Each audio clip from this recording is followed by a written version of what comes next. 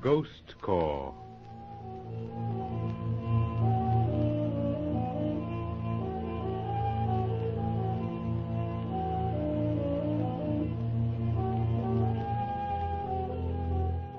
The Prayer Rug of Nana Sahib, a story of freelance diplomacy, intrigue, and mystery in the Far East. To engage in a forlorn hope, fraught with grave risk and untold peril, to stand with their backs against a wall, grimly fighting against overwhelming odds in defense of a lost cause, is seemingly the breath of life to certain venturesome souls. Born every so often, their peculiar fascination for hazardous undertakings in strange, out-of-the-way corners of the earth passes far beyond the comprehension of the normal mind. Such a man is K.C. Smith.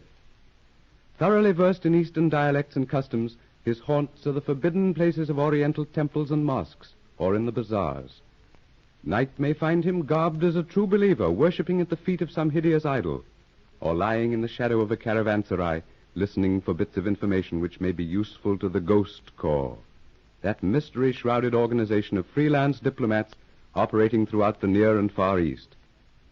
Tonight, we find K.C. Smith and his chief, C.D. Baker, strolling through the Khan el-Khalili, the great market center of Cairo and headquarters of the silk and carpet merchants. Any special idea in your mind, K.C., in coming to the Khan el-Khalili this evening? No, nothing in particular, Baker. Only it's the greatest place in Cairo to pick up stray bits of information, if one knows how to listen. Of course, but I had an idea your chief sources of information were the mosques and native sarais. And the bazaars, Chief. Don't overlook the bazaars. Merchants from all over the East come here to display and sell their wares, and, well, look there, for instance, that rug market. You'll find rugs and carpets from all over the East. Arabia, Persia, Afghanistan, even China. And perhaps a bit of information we might find useful. Shall we go in? If you like. Now, there's something you don't often see in the Cairo markets, Chief. An auction. This prayer rug, ladies and gentlemen, is said to have belonged to a great Raj of India, a work of art. You will make bids, please. 100 piastres. 100 piastres. Who will bid 200? Funny-looking prayer rug, K.C. Nothing symmetrical in the pattern. 100 piastres, why, that's 20 shillings. More than it's worth. One of my countrymen bidding, no doubt. I will bid 200 piastres for the rug. 200 piastres. Ladies and gentlemen, if a Hindu bid 200 piastres, it is an indication of the value of the rug. But it is not enough. I must hear more. 250. 300 piastres. 300 piastres. That Hindu boosting the bids. Evidently he's interested in the rug. He's a rum-looking fellow. Do you recognize the caste mark tattooed on his forehead? No. He's not a Brahmin nor a follower of Vishnu or Shiva. Sinister face, eh? Yes, the right eyebrow missing gives him that one-sided, leering expression. Listen. I will bid 600 piastres. By Jove. 600 piastres for a piece of carpet not worth 20 shillings? Thank you, Sahib. The bid is 600 piastres. Ladies and gentlemen, do I hear 7? 650. 600. Who will give me 7? At 600, the rug will go to the Sahib there. Is that all? 600. Well, wait a minute, Habib. Let's have a close-up of that carpet, Baker. Come on, this begins to look interesting. Don't be an ass, Casey. The thing isn't worth 10 shillings. I never knew you to go in for this sort of thing. Yeah, there's always got to be a first time, Baker. Perhaps my interest in prayer rugs has only been dormant. I'm playing a hunch. Yeah, look at this pattern. Never saw anything like it. Those curious figures at intervals all along that tangled web of lines. Well, if that's a pattern... Well, no pattern at all. Baker, there's something funny about this carpet. I've a hunch it's a map of some sort. I'm going to have the thing. Got any money with you? Your hunch is going to cost you something, my friend. However, go ahead. The auctioneer will take my check. Come, Effendi. The bid is 600 piastres. You have examined the rug. You will bid 7? 650. 700. 750. 850 piastres. 900. I bid 1,000 piastres for the rug. 1,100. That's enough, you idiot. 20 pounds for a bit of carpet that you can get anywhere for a tenth of that? He's reached his limit. Look at his face. 1,100 piastres for the rug. Praise Allah. There are some who appreciate the value of ancient art. You will bid 12, Sahib. I relinquish the rug to the Sahib. I do not care to go beyond his bid. Thank you, Bahadur. Let's get back to my rooms in the Hotel Janil, Chief. I want to look at this thing under a magnifying glass. Come on.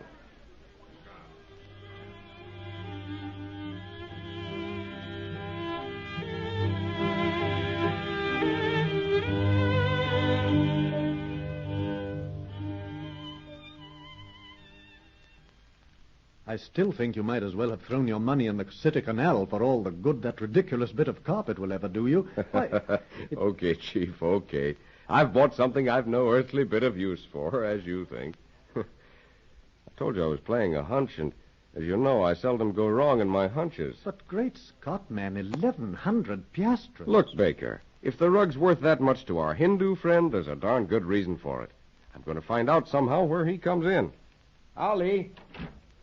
Did you call, Kasi? Bring me a bottle of that old wine we got the other day. Yes, Kasi.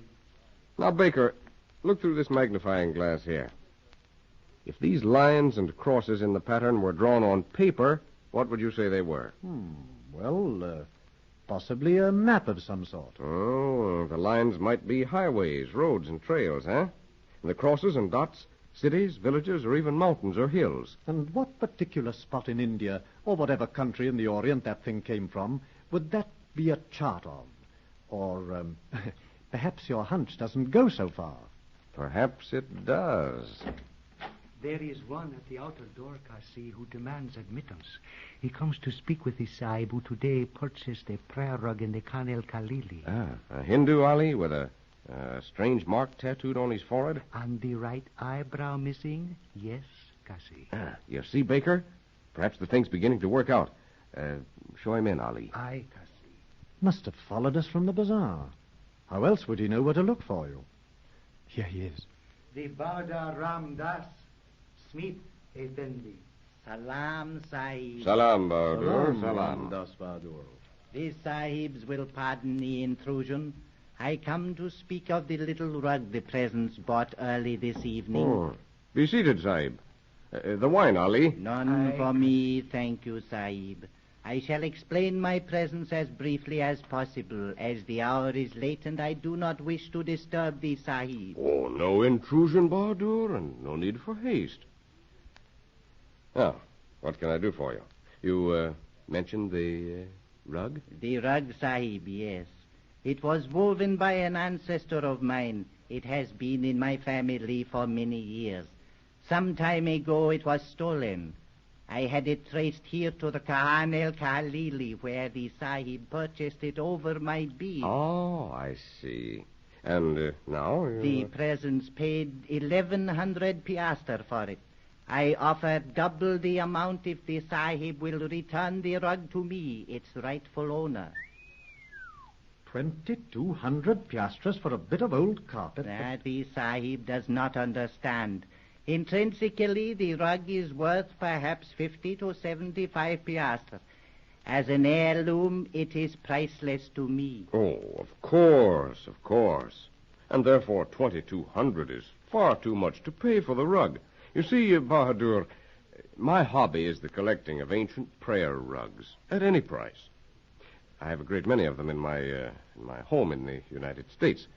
This one appeals to me because it's so entirely different from any I've yet seen. Yes, you see, he admires the strange pattern. Oh, yes, that pattern. One might even imagine it to resemble a chart of some sort.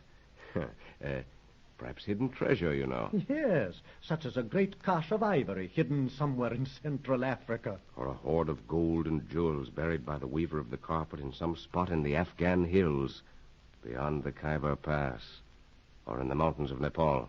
I assure you, gentlemen, there is no secret chart of buried treasure concealed in the pattern of that rug. However, you will not consider my offer of 2,200 piastres? Why, I'm extremely sorry, Bahadur, but you see, a hobby... I understand. I am sorry I cannot offer more. Oh, it isn't the money. I'd have gone much higher in my bids to get this particular piece. Well, you see, it's a hobby. Then there is no further reason for me to remain here. Sahib, I bid you, gentlemen, Good night. Salam, Ramdas Bahadur. Ali. Yes, Ali, show the gentleman out. Aye, Kasi. Again, gentlemen, salam.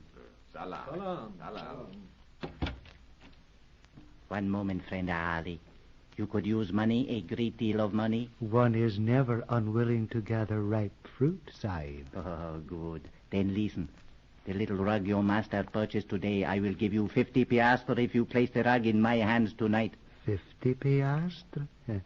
It is a deal of money, Sahib, yet not enough to compensate me for the loss of a good position. 100.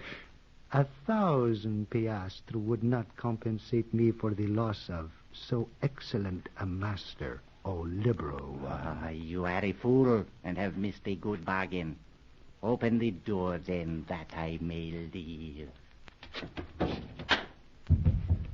As Ali turned his back to open the outer door, Ramdas snatched up a heavy bronze vase from a nearby stand. With a powerful swing, he crashed it down on Ali's unsuspecting head. Quickly, Ramdas opens the door, looks out into the dim corridor, and motions to two white-robed figures waiting in the shadows across the hall. Quickly, they gather the unconscious Ali up in their arms and make their way swiftly, silently down the corridor toward the rear stairs. Ramdas slips back into the anteroom and softly closes the door.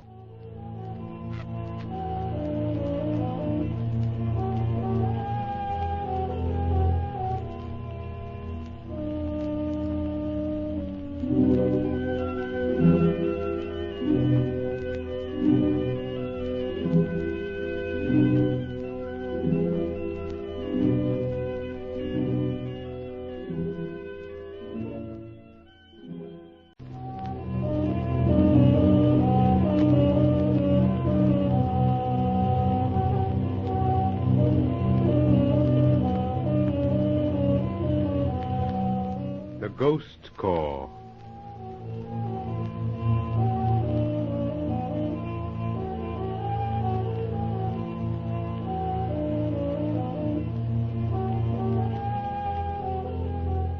The Prayer Rug of Nana Sahib, a story of freelance diplomacy, intrigue, and mystery in the Far East. K.C. Smith, member of the mystery-shrouded organization operating throughout the Far East and known as the Ghost Corps, buys a curious prayer rug at an auction at the rug market in Cairo. The evident interest displayed in the bit of carpet by Ramdas, a strange and sinister-appearing Hindu, arouses Casey's curiosity and suspicion, and he overbids the Hindu. Later, in his apartment at the Hotel du Nil, Casey and his chief, C.D. Baker, become convinced that in the rug's strange pattern is concealed a secret map. Ramdas presents himself and offers to buy the rug.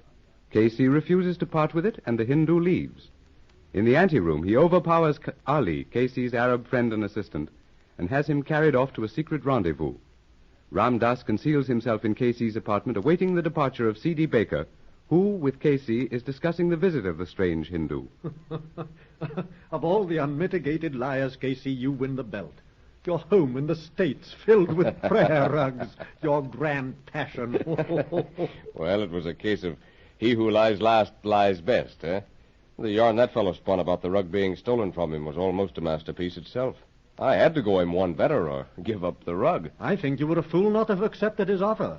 2,200 piastres for a rug not worth 10 shillings. If it's worth 2,200 to our friend of the missing eyebrow and the funny cast mark, it is to me. But he knows the secret, and you don't. And I don't see how on earth you're going to decipher it. I'll dig it out some way. And what good'll it do you? You aren't fool enough to go chasing all over the Orient, trying to match up the chart, if it proves to be one, with some section of some country. It's too long a shot, Casey. What's got into you? Oh, I don't know. All I know is that the thing grips my interest, devilishly.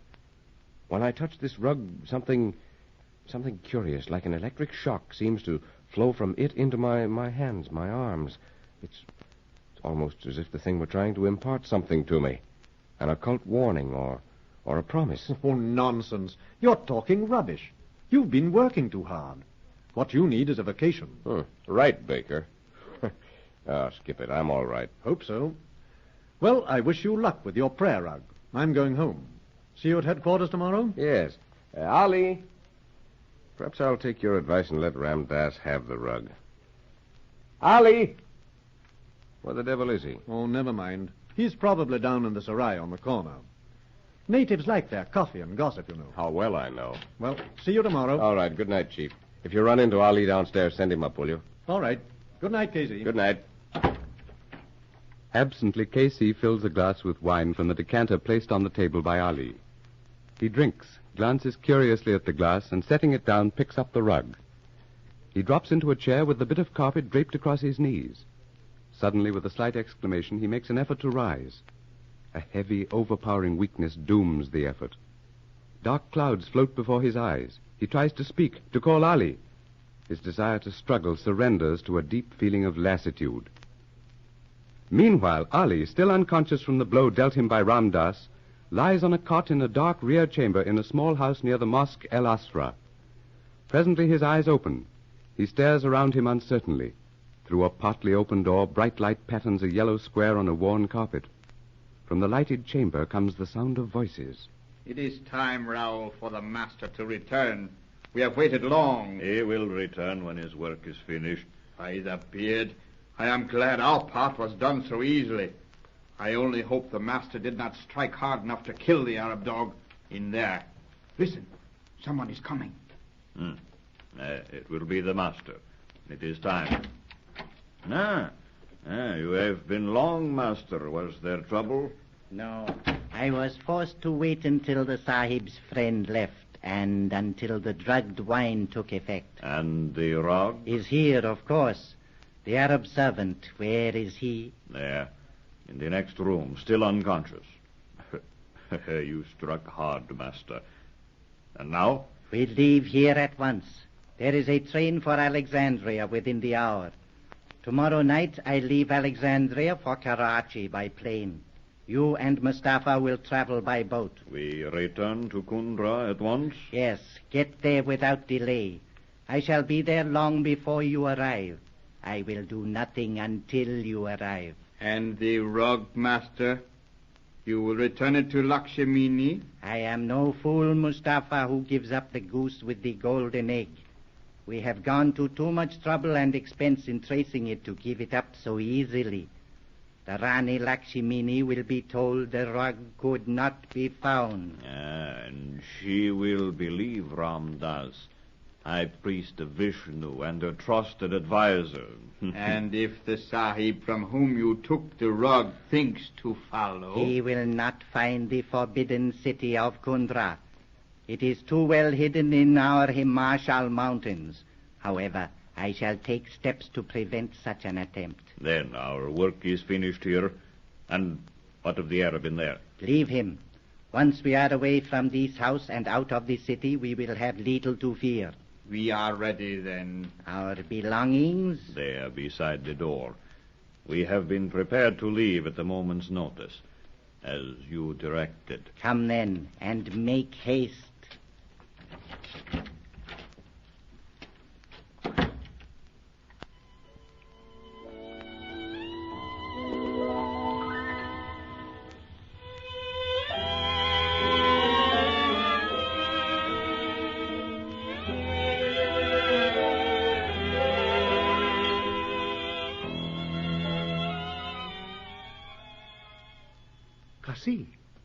Kasi, Habib. Kasi.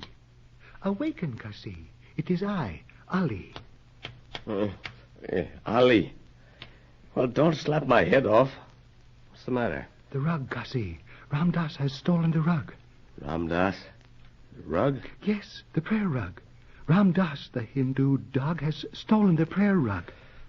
Ooh. My head feels like a blimp. Give me some water, Ali. I must have been chewing cotton. Here, master.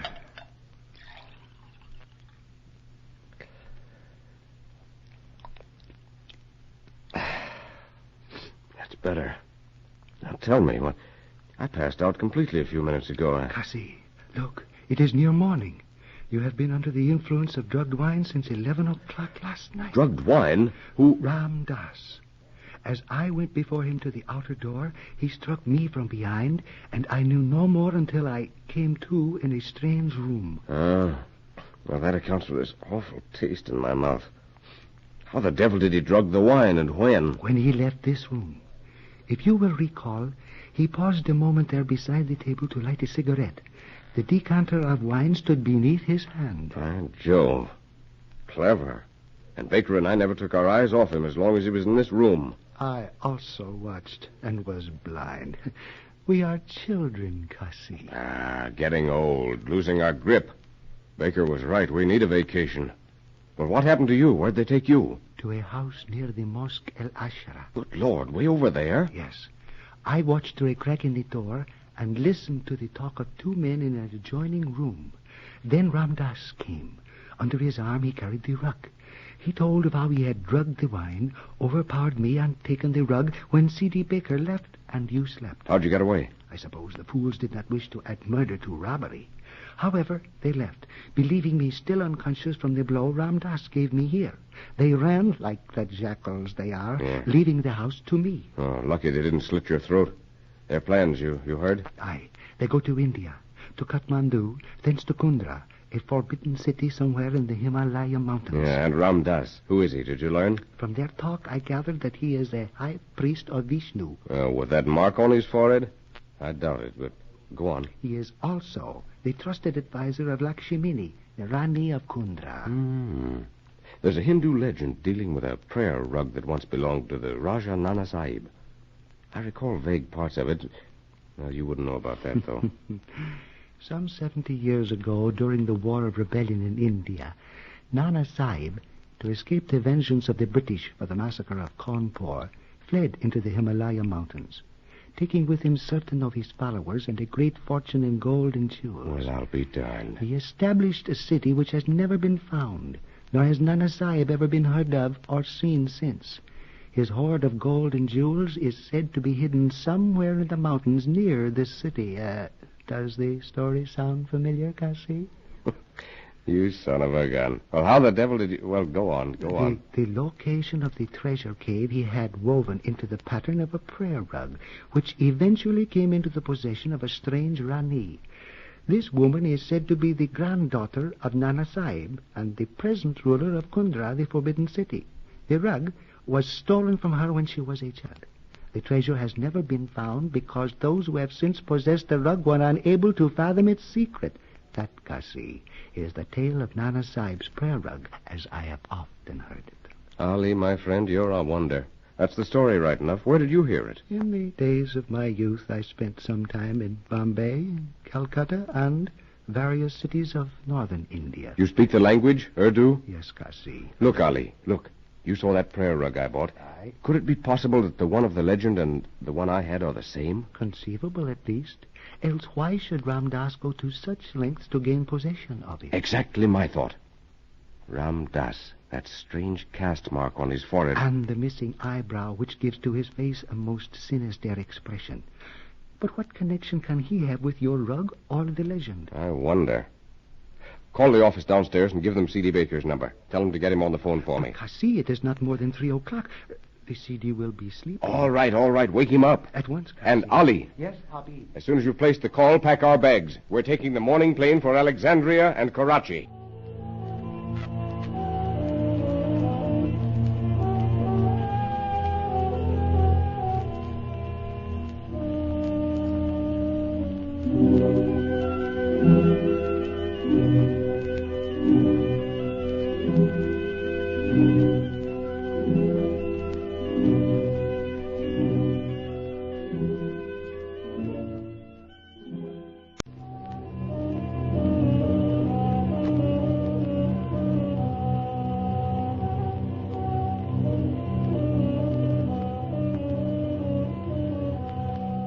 The Ghost Corps.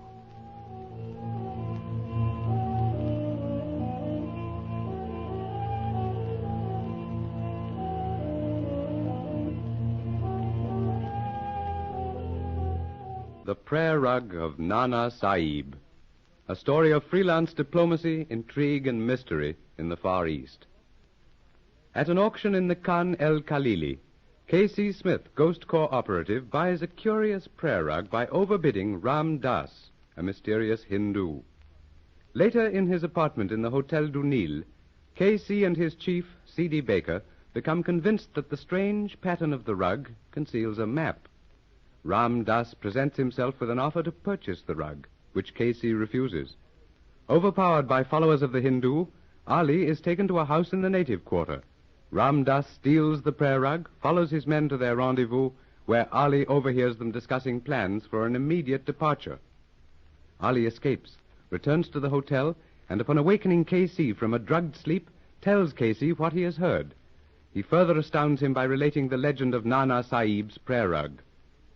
Believing the stolen rug and the one of the legend to be the same, Casey decides to follow Ramdas to India. Arriving in Alexandria by plane, we find Casey and Ali in their rooms in the Majestic Hotel, impatiently awaiting the arrival of his fellow American, Don Grant, a Ghost Corps operative stationed in Alexandria. If Ramdas and his men made the trip down by train as they planned, we're ahead of them, Ali. Which would save us a long chase to Kundra if we can stop them here. Right. Better go over to the railway station and wait for that Cairo train. It's due in half an hour. See if they're on that one. I'll wait here for Grant. Very well, Cassie. There's Grant now. Come in, Grant. Well, what do you want? My come talkie, master. A Chinese, Cassie? We have several in the Corps. Don't know of any down here, though. Keep your eyes open. What name belong you, boy? My Hipley. My come from Master Grant. From Grant, eh? Oh, come in, Lee. How fashion you want to talkie me? You may dispense with the pigeon, honorable sir. I bring word from my master regarding the plane he has chartered for you. You're a member of the, You're a member of our organization? I am the voice from the grave and cast no shadow. A voice from the grave, eh? Your number? K21. K21. And your message? I come to warn you. The plane you have chartered is being watched by followers of Ramdas. So, fast and clever work, eh, Ollie? Aye, Cassie. If you take that plane, your description will precede you to Karachi. Naturally. Anything else? I have a plane ready and waiting at the opposite end of the city. I am a pilot, and I am to fly you to Karachi. Fine. Grant certainly is on the job. When do we leave? When you are ready. Right. Oh, by the way, why didn't Grant come himself? He is being watched and did not wish to lead certain men to this hotel. I see. Hoshai Kaima? Chinese, master. Grant did not tell me you spoke our language. He should have. For your sake, my friend. Get him, Ollie. All right, Ollie, all right. Now, Mr. Hipley, we'll get down to business. Your pidgin English is passable, but your makeup's lousy. You don't even understand Cantonese, and you're not a member of the Ghost Corps. You don't know the formula. Who are you? Okay, I'm no chink, and I'm not a member of your gang. So what? You're doing the talking. Who hired you to lead us on this wild goose chase? Try and find out. Where's Grant? Never heard of him. Ever spend any time in an Arab jail? Hey, you can't do that to me. Grant! Great Scott, man, what happened to you? You look as though you'd tangled with a buzzsaw. Yeah, a little argument with Sagon Charlie and his gang. Well, Hey, that bird. Where'd you get him, Casey? Why, he... Say, I'm going to take a poke at him just for luck. Take it easy, Don. Apparently you know this gentleman. One of Sagon Charlie's gang. A bum that picks up odd jobs. Dirty jobs at a price. His name is Hipley. Hipley, eh? Oh, I see. Accept my apologies, Mr. Hipley, for my doubtful reception of your name. Oh, nuts. Yes. But you, Don, how the devil did you let him get you down? I must have been asleep. I got your wire around 4 this morning. Went out and chartered a plane, as you directed. On my way back, this tramp and a half a dozen others jumped me in the dark. They locked me up in one of Sagon Charlie's back rooms in his waterfront gin mill. I had to tear the joint down to get out. Well, I'm sorry I missed the excitement. What happened to Sagon Charlie? He and half his crowd are in the hospital. The rest in jail. They'll be out of circulation for the next 60 days. That's a good idea. I think we'll let Ollie turn our friend Mr. Hipley over to the native police. Make the charge... Well, leave that to me. I'll see he's well taken care of. Your friend can take him down, and I'll follow up as soon as I've seen you off. I'll prefer charters. All right. Oh, by the way, Don, this is Ali, my good friend and assistant. On the Corps roster, he's G7. Grant Effendi, Ali. Nebarak Yaban. I'm glad to know you, Ali. Say, take this bird down and ask for Mustafa. Tell him to hold Hipley for me. And don't forget the railway station on your way back, Ali. Hearing is obeying, Kasi. And now, thou lying dog, come with Ali. One false move, thou scum of the gutter, and thy neck shall pay for it. Ali will take care of him. Right now, he's hoping Hipley will try to get away. If he does, he'll end up in the hospital with Saigon Charlie. Hey, what's it all about, Casey? You're not taking charge in Karachi. Oh, no. No, the chief thinks I'm losing my grip. Need a vacation. I took him up. K.C. Smith losing his grip and taking a vacation in India. It's a lousy story. It's a good story, Don. Well, it's a matter of pride, or, well, maybe I'm accepting a challenge. Anyway, I'm following a mysterious Hindu to Karachi, unless we can stop him here. Hindu, huh? Would he travel by plane? From here to Karachi? Yes, possibly. Coming in on the 3 o'clock train this morning from Cairo. If he's on that train, Ollie'll stop him. Say, he doesn't happen to be a Gurkha with one eyebrow missing and a queer caste Great mark. Scott, Don, you know him? Well, if he's your man, he's got the jump on you for several hours. I've seen him. The jump on me? Impossible. Well, the train's not due for half an hour yet. Look, when I went out to charter your ship, shortly after 4, a special job came in from Cairo with your friend as the only passenger. Why, Christopher, does it fit anywhere? When I got to the airport, Saigon Charlie was there. He heard me charter the plane in your name. When your Hindu landed, he and Charlie had their heads together for 10 or 15 minutes. Charlie left, and the Hindu piled into another plane and took off right away. Then he chartered that relay by wire from Cairo before he left there. Changed his plans all around. He left here when? Oh, about 4:30. Better than 8 hours ahead of me, eh? Why didn't you tip me off in your wire? I'd have stopped him.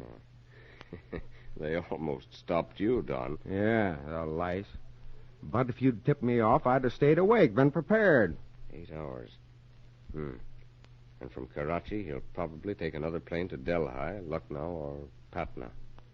What kind of ship did you get for me? A Handley Page. She's fast. Good. Here, you take my bag, I'll take Ollie's, and we'll pick him up at the railway station. Come on, let's go.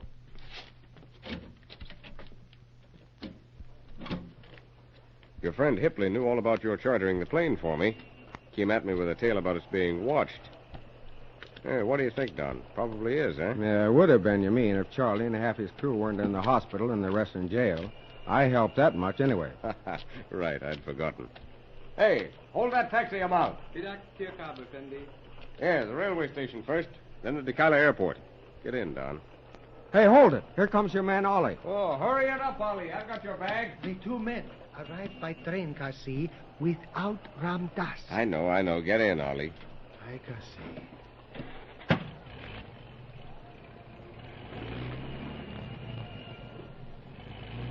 All right, Hamal. The Dekalai airport and fast. Ramdas changed his plans, Ollie. Came down to Cairo by plane and relayed out early this morning. He's ahead of us by about 8 hours. Our plane's ready, Don? Chartered for 2 p.m. They'll be warming her up. It's after 1 now. 2,500 miles airline to Karachi. 18 hours. Well, with good weather and luck, we ought to land there at about 7 tomorrow morning. The Handley Page is fast, Casey. 200 miles cruising speed.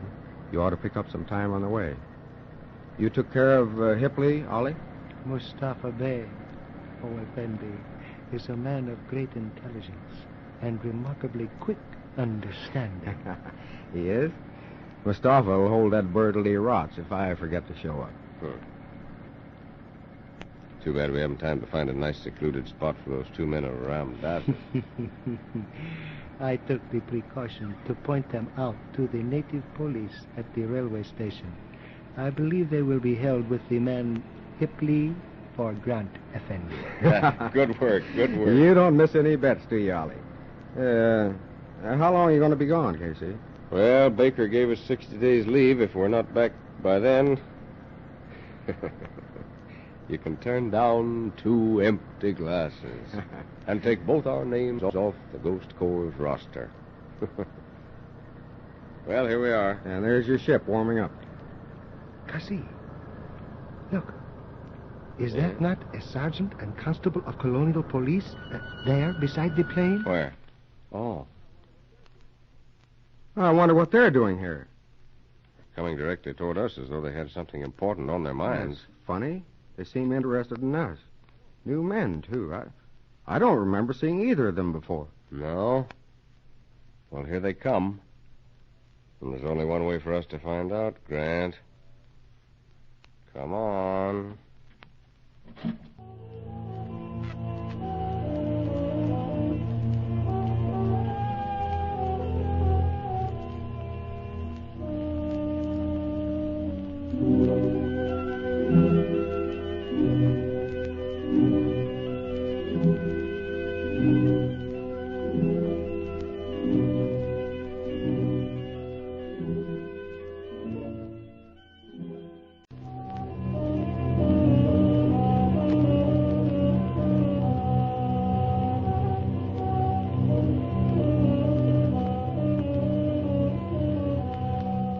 The Ghost Corps.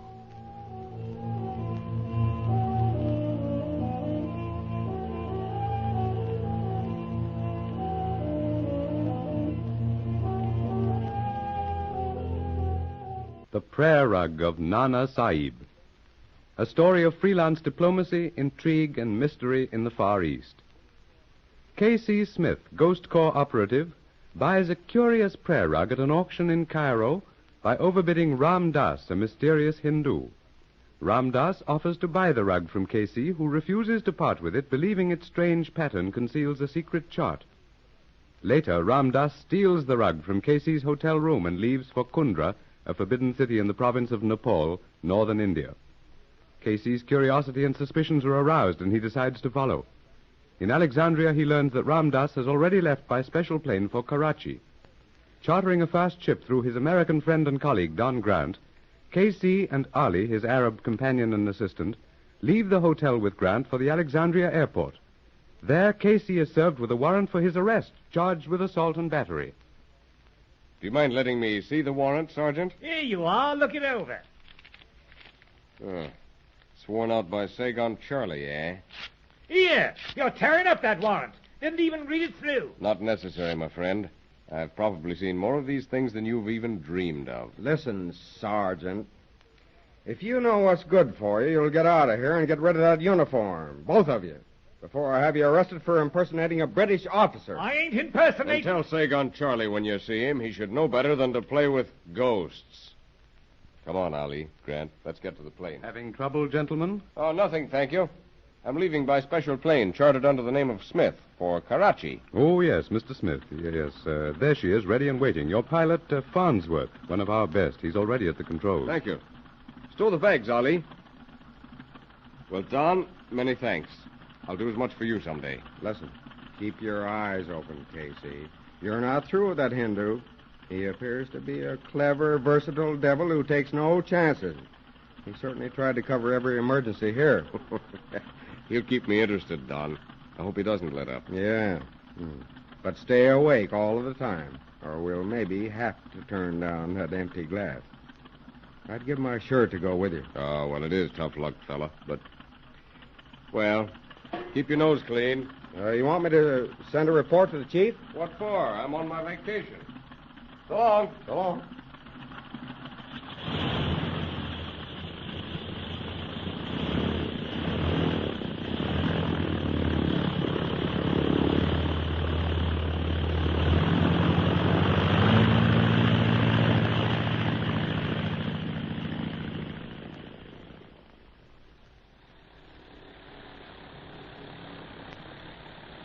Where do you place us now, Farnsworth? Over Baluchistan. Last place we fueled was Kwadar. We'll make Karachi by 10 o'clock. About 2 hours behind schedule, eh? If it hadn't been for headwinds and the delays at Basra and those other places, we'd be in Karachi now. Those blighters ahead must be awfully anxious to stop you. There will be more delay and possible trouble at Karachi, Habib. I've been thinking about that, Ali. They'll be waiting for us. All along the way, Ramdas spent money in an effort to stop us. Now, in his own country... Oh, Farnsworth, it wouldn't be much out of your way to land us at Hyderabad instead of Karachi, would it? 100 miles or so. I'll have to notify the airport at Karachi, though. I'd like to avoid that if possible. I'm sorry, Mr. Smith. I'd like to help you out, but going against orders would be worth my job. I think I can guarantee your job, or guarantee you a better one. Suppose you keep on to Hyderabad, drop us, and refuse to answer questions when you get to Karachi. Say, who are you anyway? Just plain Mr. Smith to you. Well, all right. I'll take a chance.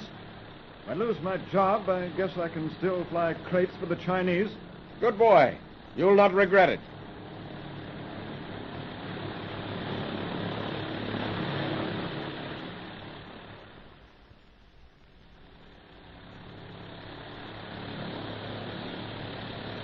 There you are, sir. Hyderabad just ahead. We'll land in 5 minutes. Right, Farnsworth. Here's a note. Hand it to your chief when you reach Karachi. It explains all he'll need to know. And remember, keep your mouth shut. You'll be questioned, probably by strangers. You don't know a thing. Right, sir. Say nothing of our delays and trouble on the way down from Alexandria. You can talk to your chief if he asks, but no one else. Understand? I understand, sir. I better get back into your seat. We're landing. A military airport, Kasi? A cantonment, yes. Afraid we won't be able to get a plane out of here for Lucknow or Patna.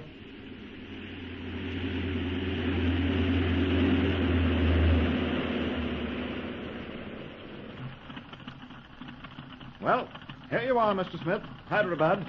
I wish you luck and all that sort of thing. Thanks, Farnsworth. See to the bags, Ali. That building over there will be headquarters. I've got to get petrol and some food if I can before I pull out. Well, pilot, where from? Alexandria, Captain, and the special charter to Mr. Smith here. Righto. Glad to know you, Mr. Smith. You'll come with me, Major Bradshaw. I'll have a look at your papers. Right, Captain. Well, happy landings, Farnsworth. Thank you, sir. Oh, by the way, Captain, can you fix it so Pilot Farnsworth can get a bite to eat in the cantonment? He's leaving for Karachi right away. Well, certainly. Right over there to the pilot's mess, Farnsworth. Tell him Captain Barnes sent you. I'll take care of you. Thank you. This way, Mr. Smith. Pleasant trip? Very. Excepting for a few of the usual delays, uneventful. In here, please. Major Bradshaw, Mr. Smith. Special plane from Alexandria, sir. How are you, Smith? Quite a trip behind you. Yes, quite. My papers, Major. Yes. Yes, everything in order. Stopping here, are you? No, I'm going on to Lucknow, Major. By the way, I don't suppose I could charter a ship in Hyderabad to take me to Kathmandu. Nepal, eh? I'm afraid not. You might get one from Lucknow or Delhi. You happen to know of any private companies or private owner who'd make the trip from Lucknow? None that are capable or willing to take the chance. Not even to carry a voice from the tomb, from one who casts no shadow? Eh? Oh, I see. Heard of you fellows a lot. Doing good work out here. Never had the pleasure of working with you. Ghost Corps, isn't it? Yeah. Official trip? Well, let's say it's vacation, Major. Though it might end up by becoming official. Right. It's none of my business, of course. However, I'll do all I can to help you. Kathmandu. Pretty far north. And in the mountains. Dangerous flying. How about Waldheim, Major? By Jove, yes. I'd forgotten about him. There's your man, Mr. Smith. A German wartime flyer. One of Richthofen's original circus. Plenty of intelligence and no nerves. Private plane? Yes. We found occasion to use him and his plane on CID business. Keeps his tongue between his teeth. Good. That's just the sort of thing I'm looking for. He's here? In Lucknow. Major Fielding, in charge of the airport up there, will bring you together. And you're in luck. Captain Barnes is transferring to the Lucknow section, flying up this afternoon. Oh, have you room for a couple of passengers, Captain? Plenty. And it'll be a pleasure. I'm taking up one of the new bombers with plenty of speed and lots of cabin room. One more question, Major. Need it be known that Captain Barnes is carrying passengers? Officially, no. I'll take care of that. Thank you. I certainly appreciate your cooperation, gentlemen. Perhaps sometime our organization will be in a position to reciprocate. Reciprocate? Huh. The Ghost Corps has more than once placed us in its debt. Say no more about it. Captain Barnes will look after you and your man while you're here. Thanks again, Major. I'll wire Fielding to have Waldheim ready for you. I'll see you before you take off. Cheerio. Goodbye, sir. My quarters are pretty well dismantled now, Smith. But you'll enjoy a tub and a scotch and soda. Sounds interesting. Tell me, Captain. Anyone in a hurry to get to Kathmandu from Karachi would fly to Lucknow, wouldn't he? Oh, Lucknow or Patna. Lucknow is your choice, though. It's closer, and Waldheim will be there. Oh, here we are. Make yourself at home if you can. The tub's in there, and the scotch is in the cabinet. I'll send up your man with your kit. Oh, thanks. I'll appreciate the tub. The British bomber with K.C. and Ali as passengers takes off from Hyderabad at 4 o'clock.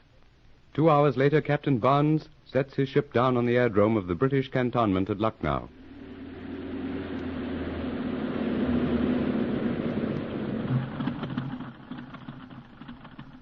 Well, Smith, here we are in Lucknow. And there's Waldheim coming toward us. I'll make you acquainted and then report at headquarters. I'll follow as soon as I've talked with Waldheim, Captain. Right. Hello, Hans. We gates. Hello, Barnes. The gate's all right, but the hinges are awfully rusty. Ach, what sermon. Your fault, my boy. If you fellows hadn't started the war... Do we have to go in the dark again? This is Mr. Smith, I presume. Major Fielding sent word before he left that I was to meet you here. I'm Waldheim. Did I hear you say Fielding's not here? A little business in Cawnpore. He'll be back in the morning. He left this note for you, Mr. Smith. Oh. Excuse me, gentlemen. Of course, sure. Sorry to be away. Make yourself comfortable. Lieutenant Hall's quarters, who's away on leave. Have asked Waldheim to meet you. You fellows think of everything, don't you?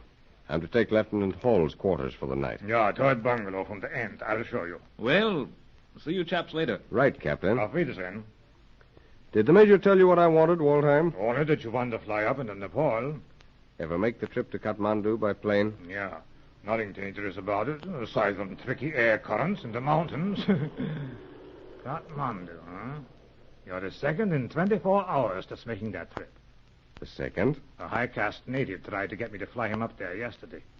I didn't like his looks, and I turned him down. He had to buy a plane and a pilot. He got off early this morning. Oh, I see. Must have been pretty anxious to get there. You say you didn't like his looks? None. What was the matter with him? Oh, he was an odd-looking chap. The sort you wouldn't care to have behind you. Oh. Especially when your attention is taken up by handling a plane in cross-currents. He had one eyebrow shaved off and a queer caste mark on his forehead.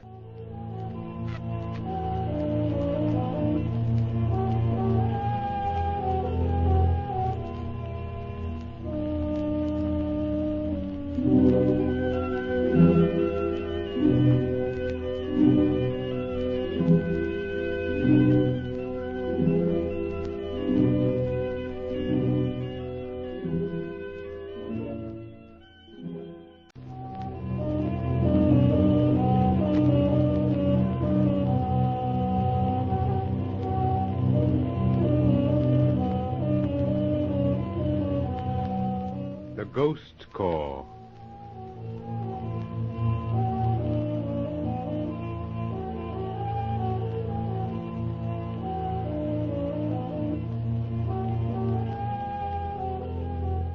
The Prayer Rug of Nana Sahib, a story of freelance diplomacy, intrigue, and mystery in the Far East.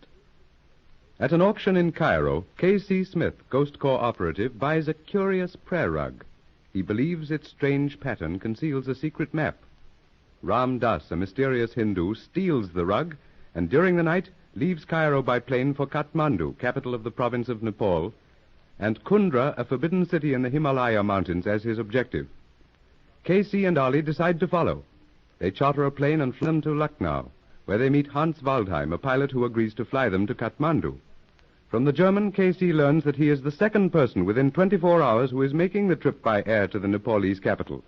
The first being a high-caste native with one eyebrow missing. An eyebrow missing, eh? And a tattooed caste mark? Yeah, that's right. Seemed very anxious to get there. Left this morning. Friend of yours? Not exactly.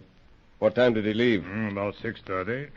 What's the sudden attraction in Kathmandu? You look interested. I understand, Waldheim, that you're in the habit of keeping your mouth shut. Let us be silent, that we may hear the whisper of the gods. Here's hall space. Go right on in. All right, Ali. They showed you the place, eh? Come in, Waldheim. This is my friend and colleague, Muhammad Ali. Ali Waldheim Effendi. How do you do? Your philosophy on silence, Waldheim, is excellent. I have found it so, at least. You remarked that I looked interested in the, shall we say, exodus to Kathmandu. I am. So much so that I'd hoped to arrive there before the Hindu you described to me. Impossible, of course, since he left here this morning. With luck, he must have landed there quite some time before noon. You are in a hurry to reach Kathmandu? I was. But now, since I can't head my man off or beat him to Kathmandu, it doesn't matter. I believe I know where he'll go from there. Will you be in Kathmandu long? Well, that depends on several things. You want me to wait for you there? No, Waldheim. You might have a long wait. Well, see you in the morning, then. If it's all right with you, we'll leave it daybreak. You'll want to turn in now. Good night. Yeah, good night, Waldheim.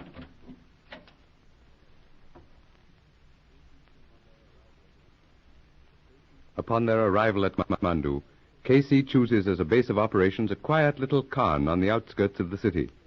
Here he prepares for his expedition into the little-known wild mountainous region beyond the Nepalese capital. Supplies have been purchased. Guides and drovers with their pack and saddle animals have been engaged and placed in charge of one Dola Rao, a tall, black-bearded, fierce-looking hillman recommended by a Kansama as being a shikari thoroughly familiar with the surrounding territory. Ali, loafing about the bazaars and coffee houses all afternoon, returns to the Khan at night to discuss what he has learned during the day with K.C. Of Ramdas I have learned little, Kasi. Immediately upon arriving yesterday morning, he went to a Khan in the north of the city.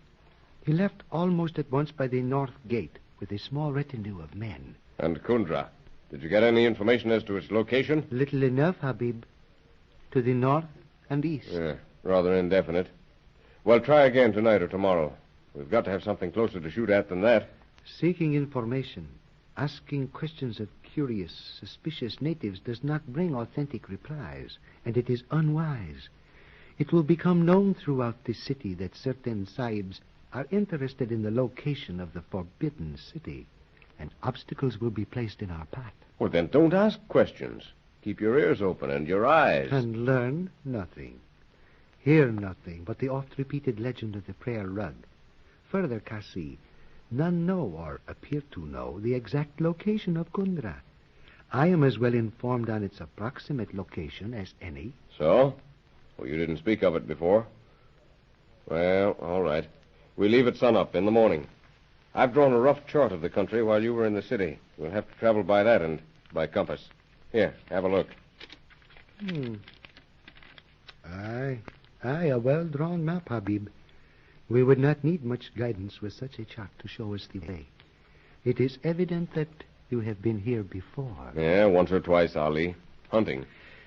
The plan, then, is to locate Kundra, which it is said lies some 3 days' travel through jungle-clad hills and mountain passes to the northeast of Kathmandu. I should say in this circle. That's right. We're on a hunting expedition, understand? We establish a permanent camp as near as we can to the city with the pretense of hunting in the surrounding country and eventually get into Kundra. And may one ask by what method, Kasi, we enter the city? That we'll have to leave to chance and fate. Yeah, I'm turning in now. Before you go to bed, see that Dola Rao and his barrows are ready for an early start. Hearing is obeying, Kasi.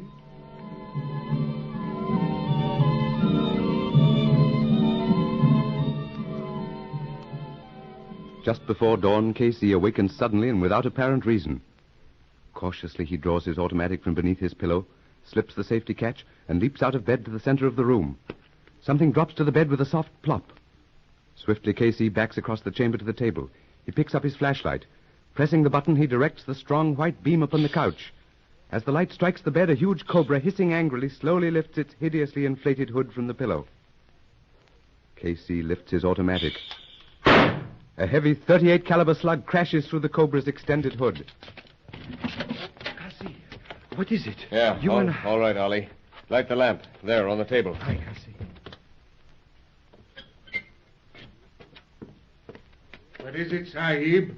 The Khansama here, and I've had a visitor, Dolo Rao. Look there, on the bed. By the beard, Sahib. The hooded death. But how did it enter this chamber? An accident, of course. I wonder. Such accidents, Khansama, are like to be costly to the reputation of thy house.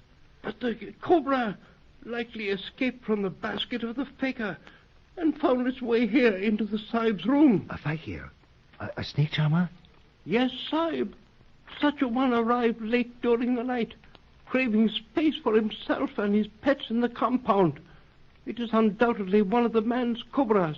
Then how did it find its way into the Sahib's room? The Sahib raised the shutters, the screen, or perhaps left the door open for more air. Neither. You want to know how this fellow got in here? Look up there. The punka cord hole. By Allah. That little hole, only large enough to let the cord work freely back and forth, has been enlarged to admit the snake. 'Twas done, Habib, while we were at our evening meal, or later while we sat on the veranda. Yes. Had it been done earlier in the day, I'd have noticed it. Just when did your snake charmer arrive, Khansama? He came while the Sahib's for a table last night. And set the stage for his little entertainment while we were out of the room. You'll probably find that he's left with his pets, excepting this one. The breeder of lice shall be found, Sahib, and well punished for disturbing so dangerously the peace of an honored guest. I go to return with the man. Well, Dolo Rao, what do you make of this? The Sahib has proven his ability with a pistol beyond all question of doubt. Truly a clean shot. Aye, and the fakir? As the Sahib has said, the Khansama will not find him. If the presence has no further orders, I return to the compound to waken the bearers. It will soon be daylight. No further orders. We leave as soon as we've breakfasted. Take this cobra with you, Dolo Rao. The Punjabis say, though thy enemy be 100 miles away, act as if he stood beside thy bed. Walk softly, Sahib. The men will be ready to leave at daybreak. Good. Close the door, Ali. Aye. Well, what do you think? Ramdas, eh? Without a doubt, Habib. His hand is behind this attempt upon your life. But how can the man know that we are following him? Spies, Ali. Stationed them all along his path to stop us. Well, he's not as clever as I thought. He's blazing his trail as plainly as though he'd given us a map. Come in. The Sahib was right. The dog of a fakir has vanished with all his belongings. And the punkah wallah along with him, eh? But yes. How did the Sahib know that? Oh, never mind. Send tea and breakfast here, will you? We'll leave in an hour. Hearing is obeying, Sahib. But I hope the presence will not hold this occurrence against my house. Of course not. No, it's forgiven. Send in our breakfast. At once, Sahib. Ali, we'll take Dolo Rao's advice and walk softly. That cobra didn't find its way alone up that outer wall, nor did that hole up there, that punkah cord, grow of its own accord. Nay, Kasi Habib. It was a deliberate attempt upon thy life. For the bite of the cobra is indeed deadly.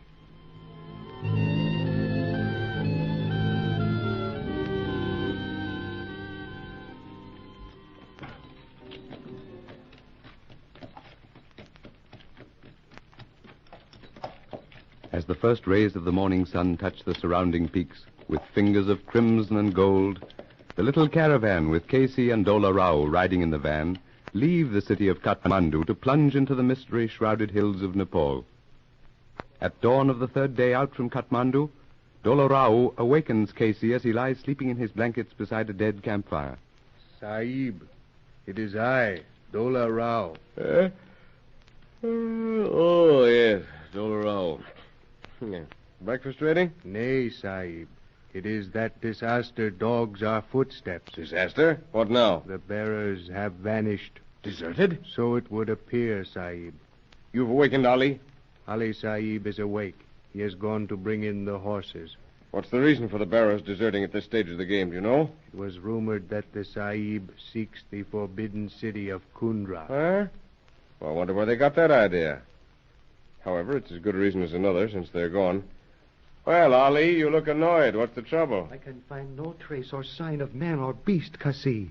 Men and animals alike have vanished as though swallowed by the very night.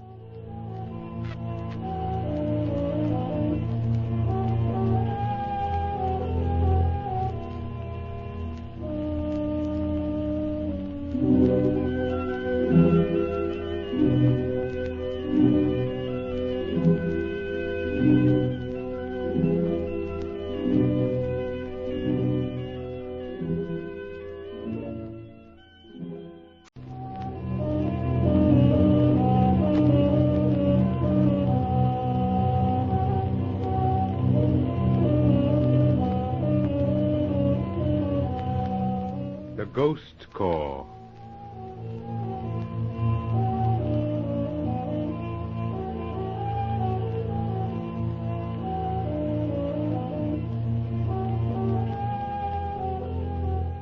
The Prayer Rug of Nana Sahib, a story of freelance diplomacy, intrigue, and mystery in the Far East. K.C. Smith, Ghost Corps operative, buys a prayer rug at an auction in Cairo. He believes its curious pattern conceals a secret map. Ramdas, a mysterious Hindu, steals the rug and flees to Kathmandu, capital of the province of Nepal, with K.C. and Ali on his trail. Arriving in Kathmandu, Ali learns that Ramdas has already left for Kundra, a forbidden city hidden somewhere deep in the Himalaya mountains. In the Khan that K.C. has chosen as a base of operations, a spy of Ramdas slips a cobra into K.C.'s room at night. K.C. kills it, and under the guidance of Dola Rao, his chief shikari, heads into the mystery-shrouded jungles and mountains in search of the forbidden city. In their camp beside a mountain stream, Dola Rao and Ali awaken K.C. with the news that the bearers have deserted, taking with them their pack and saddle animals. So they've deserted, eh? Which way do their tracks lead, Ali? Hooves and feet leave no trail on the floor of this God-forgotten country of rock and iron. Headed back for Kathmandu, probably, as fast as they can go. What do you think, Dola Rao? The Sahib is wise in the ways of men. We also turn back, Bahadur? No, my friend. We'll carry on, afoot. Make up packs of what we actually need and cache the rest of our supplies with the tents. We'll pick them up on our way back.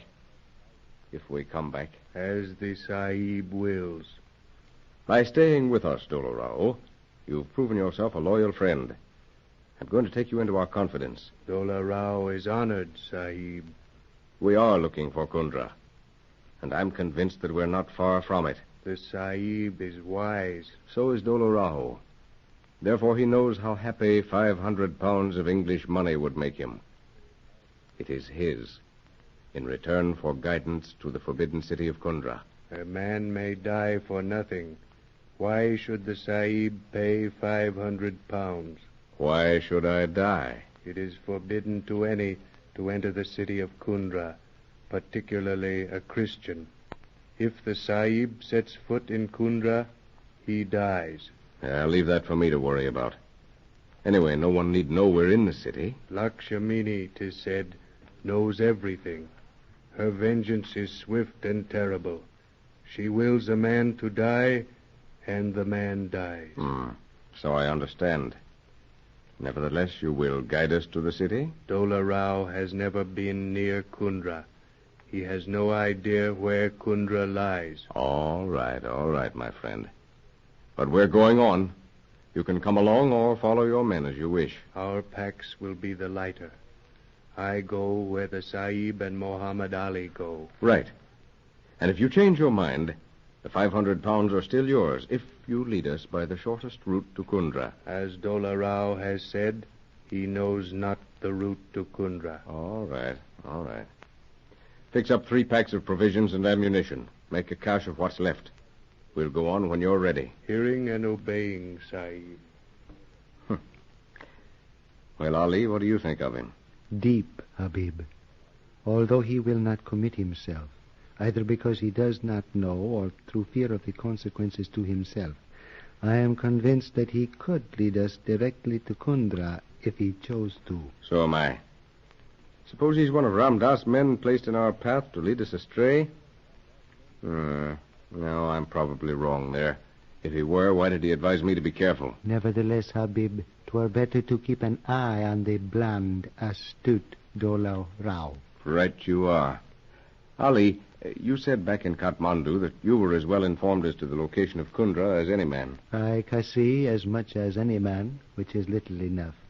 My knowledge has been pieced together from the many tales I have heard regarding the legend of the prayer rug and the forbidden city. Then you agree with me in my surmise that we're near it? I am convinced that we are not more than 20 miles from the city itself. So? Why? You see those 3 tall peaks to the east? Yeah, what about them?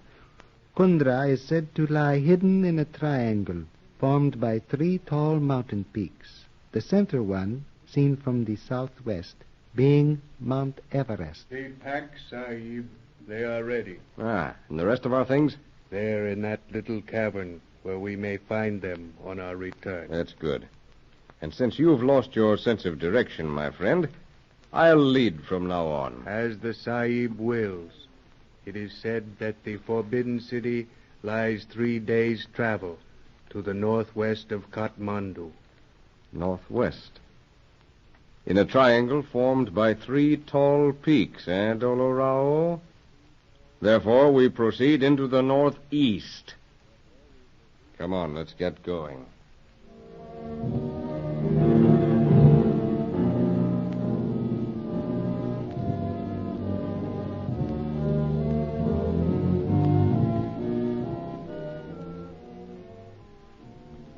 In camp at 4 in the morning, when Ali awakens Casey to take his turn at guard duty, Casey throws more wood upon the fire, and with his rifle across his knees, sits drowsily ruminating upon his quest of the prayer rug. Suddenly he leaps to his feet, throws the rifle to his shoulder. Before he can press the trigger, the weapon is wrenched from his grasp. He's thrown heavily to the ground. The weight lifts instantly from his chest to resolve itself into a tall, dim form. He finds himself suddenly surrounded by many shadowy forms. Ali, Dolorao. Silence, Sahib. Gong so high. Move, Ali. We're to walk. And you understand their speech, Kasi? A mixture of Tibetan and mongrel Chinese. Well, come on. Nothing for us to do but obey. I have a feeling, Ali, that we're on our way to Kundra. And Dola Rao? I was just going to ask you, what have they done with him? I do not know. I heard you call and awoke to find myself surrounded. I must have dozed off. I didn't see them until too late. More of Ramdas' work. Probably. We'll know soon enough. Apparently they have their orders not to kill us at once. Well, thank heaven it's getting light enough to see. These men, Habib, can you make out their costume? Nepalese hillmen, excepting those white cloaks and black veils. You know, I am wondering about Dola Rao, Habib. He seems to be very definitely missing, unless... Yeah, unless he's hiding his black beard behind one of those long veils. That is a thought, Kasi. Yeah, at least he's not a prisoner. It's possible that he escaped back there in camp. They may have overlooked him because of his similarity in dress. Throughout the long day and far into the night, the black-veiled silent hill men lead their prisoners deeper and deeper into the mountains, climbing rugged trails that clung to the sides of cliffs thousands of feet high, crossing barren and steaming valleys, passing through deep, gloomy gorges, to at last enter a rocky, downward-leading path on the far side of an immense gray cliff. At the foot of the cliff, they enter a bowl-like valley. Passing through dense underbrush through which trails and cross-trails have been cut, they emerge into a narrow street lined with low, shadowy buildings. Into the largest of these they are led through a huge, heavily copper-studded gateway which creaks open at their approach. They cross a dim, starlit court to pause before a second door, which one of their captors throws wide. They're thrust roughly into the black interior. Behind them, the door thuds heavily to. And if I am not mistaken, Kasi, we are arrived in the forbidden city of Kundra. I'm afraid you're right, my friend. I had hoped to get into the city some other way with a little less display of pomp and magnificence, but fate seems to have taken the play away from us. Well, anyway, we're here. And our fate lies in the lap of the gods and the hands of the Rani Lakshmini. 'Tis said that one may hope for clemency from the former. It's dark enough in this dungeon, or whatever it is we're in. without your painting our situation any blacker. Ah, Ali, we're not dead yet, and if I remember rightly, we've been in tighter corners. Aye. You happen to have any matches? Better than that, I have my small flashlight. Use it. We might as well find out where we are. I shall. Ah, veritable dungeon, Cassie. Ah, nice, dry quarters. Not over large, but well built. Rough, solid stone. No outlet other than that door, and that's built to withstand a siege, apparently. At least there aren't any pits to fall into. And no sliding panels, and no Amira to get us out. Oh, one mustn't give up hope, Abib. Perhaps we'll find another dusky Sheba here who'll lend us a hand. Hey, what's that little opening over there in the wall? Let's have a look. Yes? Oh. A chimney, I'd say. Probably opens out onto the roof. But it's too small to crawl out of. But not too small to admit the body of a cobra? Now, that's a pleasant thought. See here, because they tried to drop one on me in the Khan at Kathmandu doesn't necessarily mean they'll repeat the treatment here. Nevertheless, we'll watch this little opening. A better idea would be to close it. Ah, I guess that's right, if we can find something. Shh. Voices, Cassie. Coming through this vent. Listen. And I have discovered its meaning as The voice of Ramdas, Cassie. Quiet, listen. The secret of Nana Sahib's prayer rug is no longer a secret to me, my friend.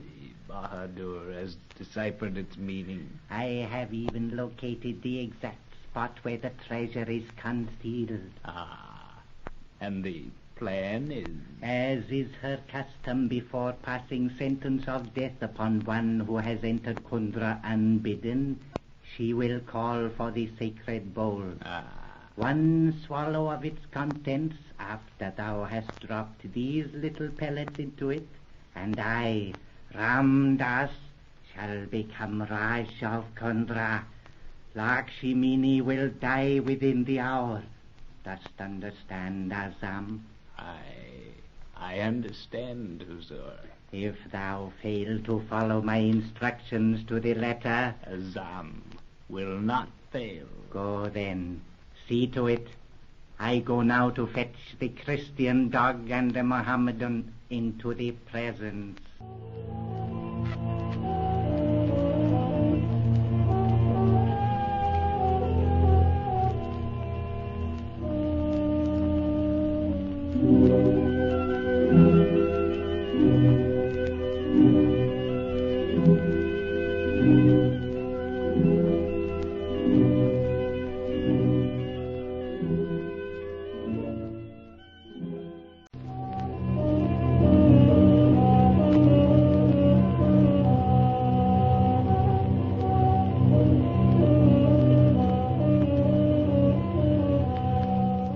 Ghost Corps.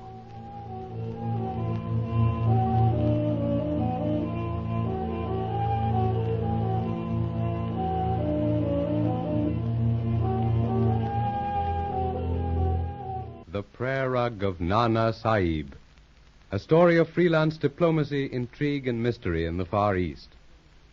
Having followed the mysterious Ramdas to India in quest of the stolen prayer rug, Casey and his expedition approached the forbidden city of Kundra in the little-known Himalaya mountains of Nepal. Casey's bearers desert as they near the forbidden city, and when he and Ali decide to continue the chase without them, Dola Rao, the head shikari, mysteriously vanishes. Casey and Ali are captured by Nepalese hillmen and confined in a dungeon which they believe to be actually in the forbidden city. Through a vent in the wall, they overhear Ramdas plotting against the life of Lakshmini, the Rani of Kundra.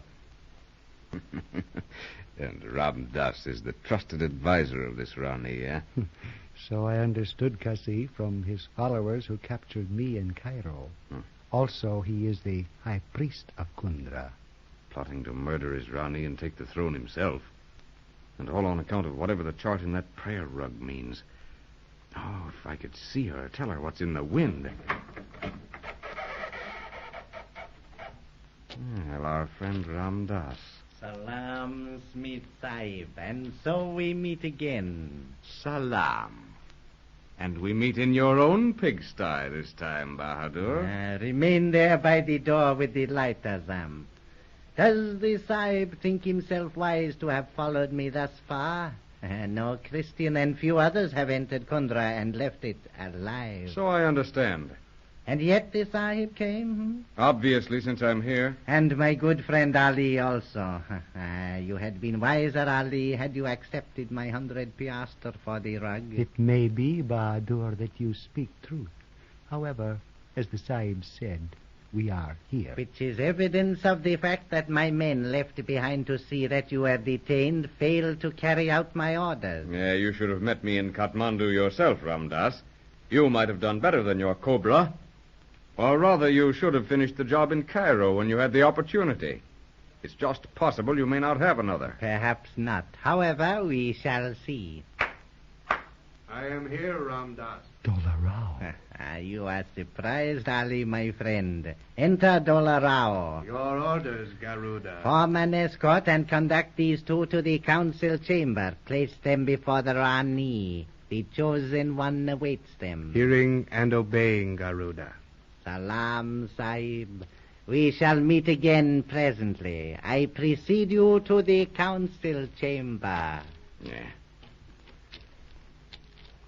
Well, Dolarao, I suppose we can thank you for leading us into this little trap, huh? Did not the Sahib express a wish to see Kundra and offer 500 pounds for the privilege? The snake goes crookedly, yet it arrives straight within its own hole. But would you, friend Ali? One must do one's duty. The Sahib acted unwisely in engaging me to take charge of his little, hunting expedition. Yeah? And were you following instructions when you cautioned me to walk softly? It is possible that Dolarao stepped slightly beyond his duty on that morning, Sahib. But we must not keep Lakshmini, the chosen one, waiting. If the Sahib and Ali will follow me. Surrounded by armed guards, Casey and Ali cross an inner court. They ascend a broad flight of stone steps to pause before a heavily studded door. As the huge door swings slowly open, Dolarao, Casey, and Ali enter a large hall brilliantly lighted by many small, oddly shaped oil lamps in wall niches. The chamber is filled with black-veiled, silent men. At the far end of the room, on a low dais, stands a great stone bench covered with skins and cushions. A slim, veiled figure reclines among the cushions. Large, dark eyes gaze steadily at Casey from above a black yashmak. The eyes hold a look of deep interest. Stretched at full length on the bench beside this figure lies a pet cheetah, or hunting leopard. Ramdas, surrounded by his priests, stands beside the bench. The dark eyes of the Rani stare into Casey's for many silent moments. Presently she lifts a slim hand in a gesture to Ramdas. Lakshmini, chosen of the gods, this is he of whom I spoke. The other is his servant. The rug was found in the Sahib's possession, and no doubt he knows its secret. Else why should he attempt to seek out and enter the forbidden city of Kundra? Does the Sahib know the secret of the rug? No, Rani, I do not. Then why does he seek to enter Kundra? To regain that which was stolen from me. You come from Kathmandu, Sahib? From a greater distance, Lakshmini. I come from Cairo in Egypt. It is many days' travel from Kathmandu. The Sahib comes a great distance to meet death. The Sahib intimates that the rug was stolen from him in Cairo. Did you not tell me, Ramdas, that you went no further than Kathmandu, where you regained possession of the rug? It is as I told you, Lakshmini. The rug was sent to me from one in Cairo, who led me to believe that he had paid 20 to 100 piastres for it. And you say, Sahib, the rug was stolen from you in Cairo. Stolen and brought to your city. By whom? By your trusted advisor, the High Priest Ramdas, whose offer of 2,200 piastres I refused. The Christian lies, chosen one. Lakshmini knows I went no further than Kathmandu. If the one who sent me the rug stole it, I am unaware of the fact. However, the rug is not that of the Rani's illustrious grandfather, Nana Sahib. So you said, Ramdas. Where is this rug? the one sent to you? Not being the original prayer rug of Nana Sahib, I left it in Kathmandu to be sold to the first credulous Christian who offered to purchase it. And so, Sahib, the truth. Why have you come to Kundra? Did we come of our own free will, Rani? Were we not brought here as prisoners? The Christian evades the truth, chosen one. Put him to the test, the ordeal of the cobra. The ordeal of the cobra. Yes, he shall be put to the test. We shall know presently, Sahib, if you speak truth. Prepare the Sahib for the ordeal, Ramdas. What now, Kasi? Watch and wait. Take things as they come. We'll have to play Ramdas' game, whatever it is, to beat him. Just stand fast, Ali, and take it. Aye, Habib. But see, that basket, and sliding out of it, a 5-foot cobra. By Allah, thou art doomed, friend of my heart. Steady, Ali. Be perfectly quiet and keep away from me. If the serpent strikes, then, well, goodbye. If it doesn't,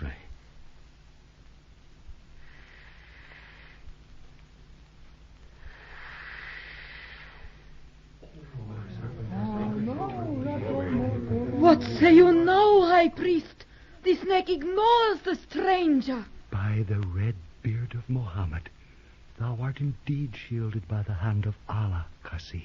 By Rama, never has the ordeal of the cobra been so well tested. It is a trick, Lakshmini. The cobra was charmed. We must try again. That is not the law, Ramdas. Nay, the Sahib has proven that he spoke truth. What say you, Dolarao? The Sahib has withstood the test.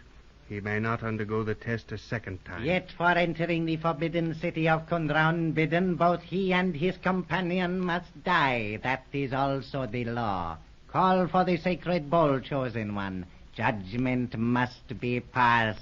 No Christian has ever set foot in Kundra. It is forbidden by our laws and customs. Therefore the Sahib must die. Our laws must be upheld. And Muhammad Ali, my companion? He also dies. Call for the sacred bowl, chosen one. Hand me the sacred bowl. Thus, Lakshmini, chosen of the gods, do I offer thee the golden chalice of life and death. Drink and pass thy judgment. That I may rightly judge and pass due sentence upon those who have broken our laws, I pray the gods of my fathers, and the gods of life and death, to hear me. I drink. Lakshmini! In my country, it is customary to grant the last wish of a condemned man. I beg the chosen one to observe that practice now before she drinks. The Christian's request is ill-chosen. He is in Kundra, where no such custom prevails. There can be no harm in your request, Ramdas. A doomed man should be granted his last wish. Speak, Sahib. In America, a far country, I am considered something of an adept at reading the future. I ask permission to forecast that of Lakshmini. Speak, Sahib. What do you see? I see death. Death to Lakshmini within the hour. Silence. Continue, Sahib. I also see how death may be averted. No, speak, Sahib, speak. I'll bargain with you, Lakshmini. My life and that of my companion for yours. A trick, chosen one, a trick to delay thy judgment. Bid the guards take them away and proceed with the ceremonial cup. It was foretold when I was a child that my life would be spared through the efforts of a Christian Sahib. Prove thy forecast, Sahib, and thy lives shall be spared. And the law, chosen one? I, Lakshmini, Rani of Kundra, am the law. What say you, Dolarao? Thou art the law. And what say you, men of Kundra? Lakshmini, thou art the law. But, chosen one, the priests and high priests Hold of thy the temple... peace, Ramdas. Thou hast heard, Sahib. Prove thy forecast, and your lives shall be spared. Then, Lakshmini, Let the cheetah there beside you drink from the sacred bowl. It shall be as the Sahib desires. See, Kasi, the animal drinks. Watch. But no, he lies down again, peacefully. Ramdas' accomplice has failed to carry out the orders of his master.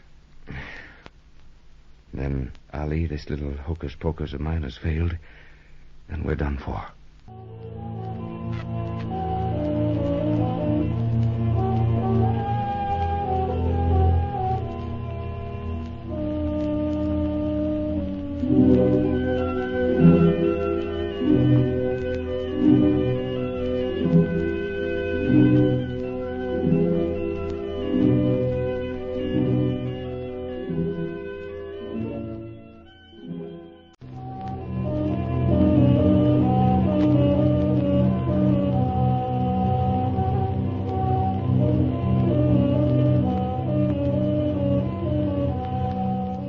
Ghost Corps.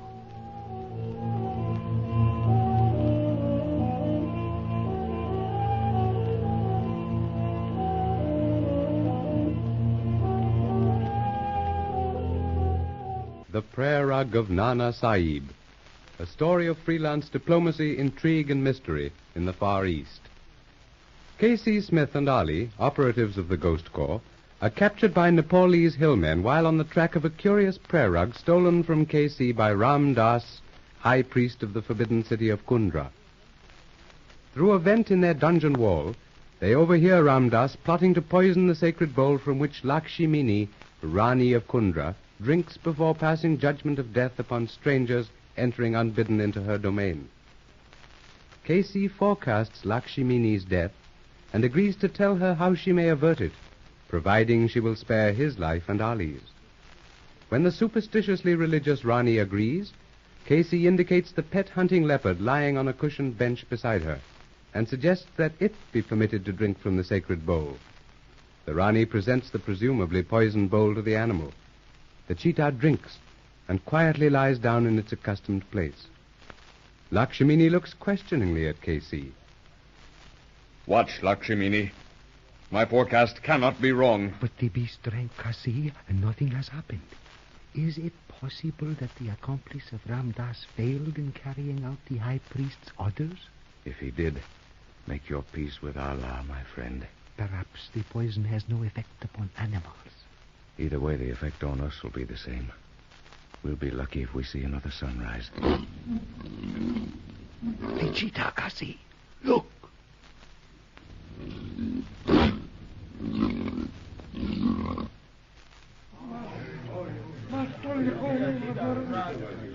It is dead. Is the proof sufficient, Lakshmini? Oh, the proof. The cheetah is dead. Poisoned. Had Lakshmini drunk from the sacred bowl, she would now be lying in its place. The cheetah. Dead. The forecast is true. Poison. Yes, Lakshmini. Poison. I would speak with the Sahib alone, Ramdas. Clear the chamber. Ramdas, dost hear? Where is the high priest? I do not see him.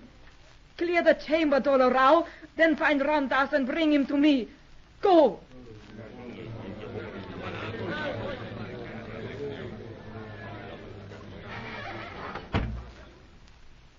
How are you named, Sahib? Smith, Lakshmini. K.C. Smith. Kasi Smith. Come, Kasi Sahib. Sit here beside me. Now, tell me, by what trick did you know the drink was poisoned? There was no trick, Lakshmini. The walls of our dungeon spoke, and I gave heed. Truly, you are a great adept, and not alone in your country. You have saved my life, Sahib. And it now remains for Lakshmini to save ours. No harm shall ever come to you or yours within the domain of Lakshmini. Lakshmini, the high priest is not within the city. The guard at the outer gates reports that he rode hurriedly away a few moments since with an escort of 20 rifles. Whither does he ride? And why? Mayhap the Sahib there can enlighten us. Come, Sahib. Since you be forecaster of the future, explain. Ramdas was the instigator of the plot to poison you, Lakshmini, for the purpose of succeeding you on the throne of Kundra. How do you know this, Sahib? Through a vent in the wall of our prison, I overheard the details and recognized his voice. You see, Lakshmini, although Ramdas told you he went only to Kathmandu, he went farther. I saw him first in Cairo at the rug market. Then it was he who lied. It was. I bought the rug and he stole it from me. Muhammad Ali here and I followed. Somehow Ramdas had found out the secret of the prayer rug. Further, Lakshmini, Ramdas, as high priest of Kundra, would have become Raja at your death, since you have no heirs. The treasure would in that event be his. In any event, Ali, that's the way he figured it. If the Rani did not die, he very likely planned to find the treasure at the first opportunity and leave the country with it. Lakshmini, if his plot to poison you had succeeded, he could get the treasure at his leisure. Ramdas, my trusted advisor, a murderer. And a thief, Lakshmini. It was his father who stole a rug from us many years ago. He was then high priest. In order to redeem the soul of his father from the house of Shaitan, the son took an oath to restore the rug to me. Perhaps it was not merely the redemption of his father's soul that influenced the oath. Perhaps not. Do you, Sahib, know the legend of Nana Sahib's prayer rug? I have heard it. And do you believe the legendary rug and the one stolen from you are the same? I'm quite positive. You would recognize the stolen rug? Ali or I would know if it were the rug I bought at once. Go, Dalarao. Seek in Ramdas' quarters. See if there is such a rug. Hearing and obeying. Would the Sahib search for and keep the treasure the rug conceals if he found it? Though I'm not a rich man, I don't need or want the treasure. But I'd like to find it and restore it to its rightful owner, yourself. How do you know that I am the rightful owner? Isn't it rumored that Lakshmini is the granddaughter of Nana Sahib? And the rumor is true. Then you would help me find this treasure without thought of reward? Of course. And Muhammad Ali? Ali has no further interest in the treasure if found than has his friend the Sahib. No rug can be found in the quarters of Ramdas, Lakshmini. I have searched. However, I found the dead body of Azam. Azam? A priest? With a knife in his back. Azam. That was the name of Ramdas' co-conspirator, Kasi. Right. The man Ramdas ordered to poison your drink, Lakshmini. He probably killed him to close his mouth. Or so there would be none with whom to share the treasure, Sahib. But if Ramdas brought the rug to Kundra with him, and neither he nor the rug can be found... Lakshmini, I'd lose no time in following Ramdas if you want the treasure. He knows where it's hidden and is probably even now on his way to dig it up. What says my chief of rifles? I agree with the Sahib. We must follow at once. Go then. Prepare an escort of 50 rifles. We ride at sunrise. At sunrise? And if the spot for which Ramdas and his followers ride is near? We will not have a time. One moment, Lakshmini.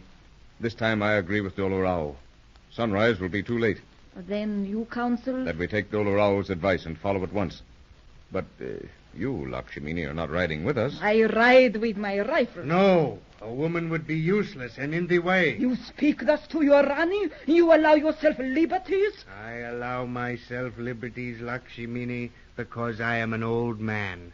An old man who held you in his arms when you were a child. Nevertheless, do not forget that I am your Rani. And because I gave my sacred vow to your sainted father and mother to protect you with my life as long as I live. Forgive me, old friend. 'Tis forgotten. Remember, Lakshmini, there be none to take thy place when thy time comes to ascend into the arms of Vishnu. Then none could rule more wisely than Dolo Rao, the new high priest of Kundra. Nay, I want none of it. I am a warrior, not a holy man. But you must accept. As the high priest, according to our laws, becomes chief advisor to the Rani and Raja in case I die without heirs. So be it. Until I have found you a suitable husband. Good. Then see to it that my mount is made ready with the others, and I shall ride with you. Tricked by Rama. Sahib, thou art indeed a fortunate man to be thine own master. Go then. Prepare for the ride. Muhammad Ali and the Sahib will accompany me. Come, Sahib, Ali. We join the men of Kundra in the courtyard, where your weapons will be restored to you. And you intend to take the Rani on this ride, Dolarao, my friend? Of necessity, yes. If we took every man and horse in Kundra, she would follow alone and on foot. You're a strange man, Dolarao. I can't understand why you played Ramdas game in Kathmandu and on the trail. You change your tactics and allegiance very easily. Never have I placed trust in Ramdas. I felt certain that there was more behind his determination to restore Nana Sahib's rug to Lakshmini than met the eye. I played his game and bided my time until you, Sahib, gave cause for action. I? Had you not entered the game, we would never have known that Ramdas, the traitorous dog, had found the rug and learned its secret. And Lakshmini, who is like a daughter to me, would even now be lying up there in her chamber in the embrace of death. For that alone, Smith Sahib, thou hast a friend in Dolarao for life. I see. I haven't forgotten the advice you gave me that night in the Khan at Kathmandu. It was good advice, Sahib, and well meant. Men of Kundra! Silence! 50 rifles, mount and prepare to ride with Lakshmini and Dolarao. Tents for the Rani and provisions. Horses for the Sahibs, and restore to them their weapons. I am ready, Dolarao. Ready, men of Kundra. Then ride.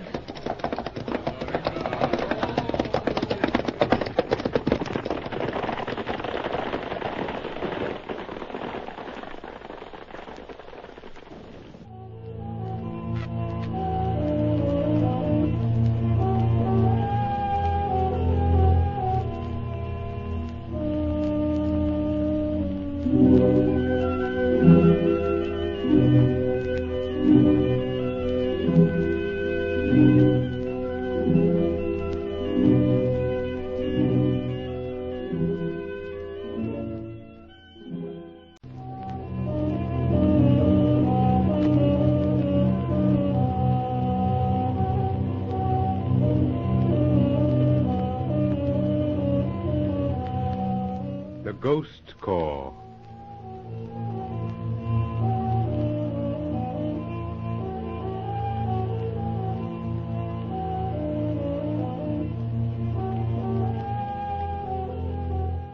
The Prayer Rug of Nana Sahib, a story of freelance diplomacy, intrigue, and mystery in the Far East.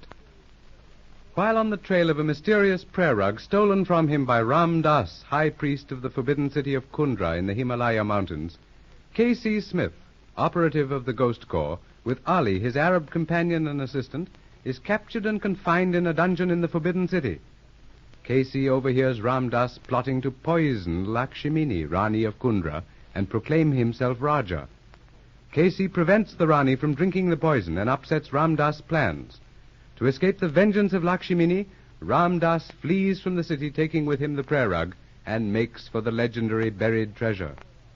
With K.C., Ali, and Dolarao, her chief of rifles, Lakshmini follows, riding at the head of her mounted hillmen.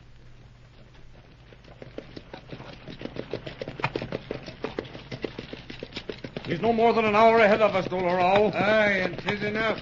He and his dogs ride with speed for a definite spot known to Ramdas. We follow his trail and must ride slowly. Slowly, Dolarao. We ride as though Shaitan himself were at our heels. And in this darkness, I cannot see the man who rides before me. Your mountain trails aren't made for fast night riding, Dolorao. For us who know them, Kasi Sahib, there is little danger. I was thinking of Lakshmini. You need not fear for her, my friend. She has ridden our hills and valleys since childhood. Nevertheless, Dolorao, we should have waited until daybreak. The trail would have been more easily followed. Nay, Lakshmini. Daybreak, as the Sahib said, would have been too late. It is what Ramdas would have had us do. Right. But your men ride as though they had a definite idea of where we're going. There are only two ways by which the valley of Kundra may be entered or left. The rugged trail by which you came some hours ago, and upon which no horse could find footing, and the other which we now ride through the valley. Presently we will arrive at a spot where the road divides. You'll split your troop there? Nay, Ramdas will not take the road to the east. But you speak with much assurance, Habib. Hey, no man rides the road to the west knowingly. It leads to the Cave of 1,000 Winds and death. The Cave of 1,000 Winds, eh? What sort of place is it? A place of evil, Kasi Sahib. It is a meeting ground of those spirits confined to the house of Shaitan. One hears their voices in the wind. Abracaro. The divide, Dolorao. If Ramdas were alone, he would ride to the caves. He is the only man with the temerity to do so. But with his men, nay, they would not follow him. We take the trail to the east. You say no one ever rides to those caves knowingly? None, Sahib. Ride on, men, to the east. Wait a minute. Karo! Halt. Let's have a close look at both trails. I'll wager you'll find no tracks on the one to the east. Ramdas' men would not follow him to the Cave of 1,000 Winds, Kasi Sahib, and he would not go alone. Nevertheless, let's have a look. Men will do much for gold, Lakshmini. Come on, Dolorao. Look here, friend. Which way do these tracks turn? By Rama. Thou art right, Kasi Sahib. Well, Dolorao? They have taken the road to the Cave of 1,000 Winds, Lakshmini. They ride where none dare to follow. Dolorao fears to ride where Ramdas leads. But the Cave of 1,000 Winds, Sahib, it is a sinister place. Then you and your men return to Kundra, or remain here. Ali and I follow Ramdas. Thou art a brave man, Kasi Sahib. Here, Ali, bring my horse. By the gods of Kundra, no man may say that Dolorao fears to ride with brave men. Lakshmini, return to Kundra with the rifles. I ride with Sahib and Ali. And I, Dolorao. Men of Kundra, are the rifles of Lakshmini children and cowards? Do they fear to follow their Rani? Come, friends, we ride to the Cave of 1,000 Winds. Right, let's go.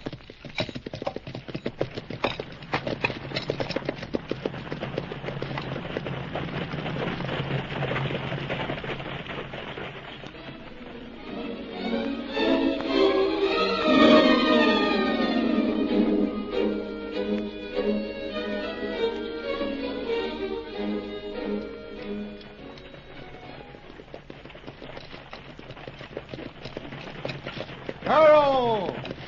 Halt! What now, Dolorao? The Cave of 1,000 Winds, a short ride beyond that rocky hill. I suggest we establish camp here and send scouts ahead to learn if the road is clear. All right. I don't suppose we can attack Ramdas before daylight. The main thing is to locate him and be ready to surprise him. Dismount, men. Place the Rani's tent there by the cliff away from the trail.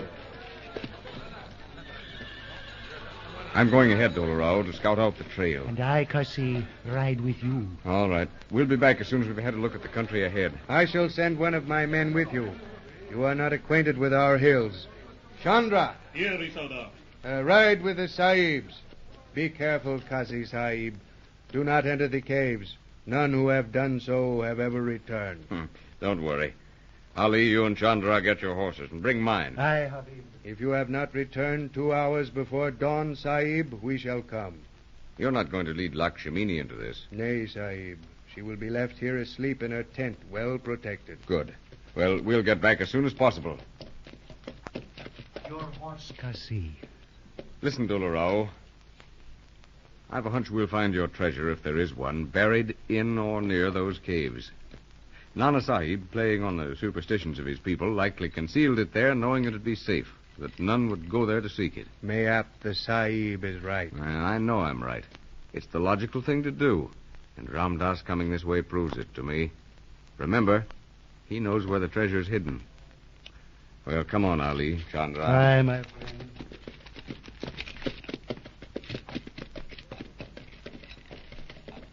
There, Bahadur. Beyond that little hill, the trail bends. Beyond the bend on the low ledge is the mouth of the Cave of 1,000 Winds. What's off the trail, then? A little way only. It lies at the end of a cup-like depression. Well, you speak as though you'd been there. Nay, Sahib. Never. I have been told so. Well, we'll dismount here and go on afoot. You stay with the horses while Ali and I do the investigating. Come on, Beware, Ali. Sahib. Do not approach the mouth of the caves. Never mind us. You stay here. If we're not back in an hour or so, return to camp and report to Dolo Rao. Hearing and obeying, Bahadur. Let's go, Ali. Yes, Kasi.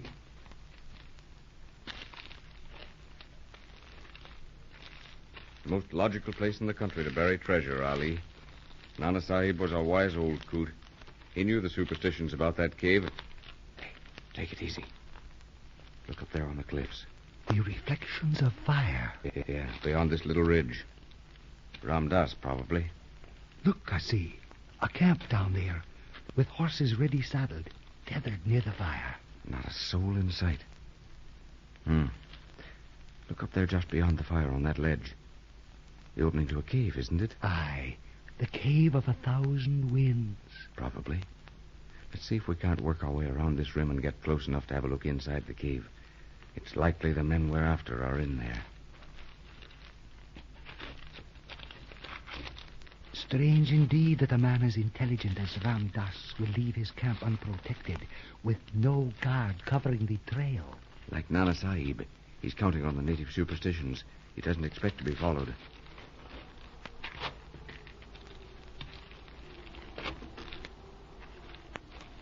Here we are. Go easy now. Our men are probably somewhere inside. But the wind in the caves, it is a sinister warning note, Kasi. It hath the sound of dead voices, and I like it not. Let us go no further. Ali, have you ever heard dead voices?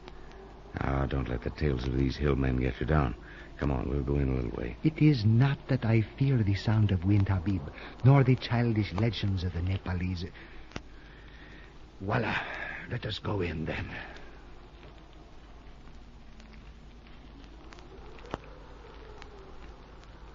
Dark as Lot's pocket, eh? Can't make a light, though. Anyone inside would see it. Keep your gun handy. And your nerve. Truly the abode of evil spirits, Habib. It is no place for the living. Just a little further, and I think... Welcome, Smith Sahib, to the Cave of the 1,000 Winds. But where is he, Habib? I don't know. Close, and apparently he can see. His voice sounds Lay aside your weapons. Drop them to the floor.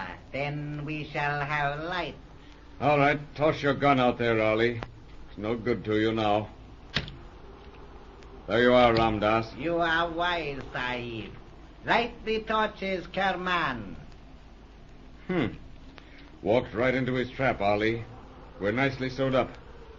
All right, Ramdas, you've got us. What now? If the Sahib will come this way, he will see something he has traveled many miles to see. There, Sahib, in that niche in the wall. By the beard of Muhammad. Bags, chests, the treasure of Nana Sahib. Great Scott. A king's ransom. The ransom of many kings, Sahib. The chests alone, when opened, will disclose jewels valuable enough to buy even the Nizam of Hyderabad. Ramdas is now the richest man in all India. You've examined the contents of these bags and chests? When I have carried the treasure to a safe place, I shall examine it at my leisure. It is unfortunate that the Sahib will not be alive to examine it with me. Yes, it is. What are your intentions toward us, if I may ask? You will be treated as guests, Sahib. Come, my children. Bind the hands of these two and bring them to the campfire. A little amusement, Sahib, for my men at your expense before we return you to the Rani Lakshmini as a warning not to interfere with the plans of Ramdas.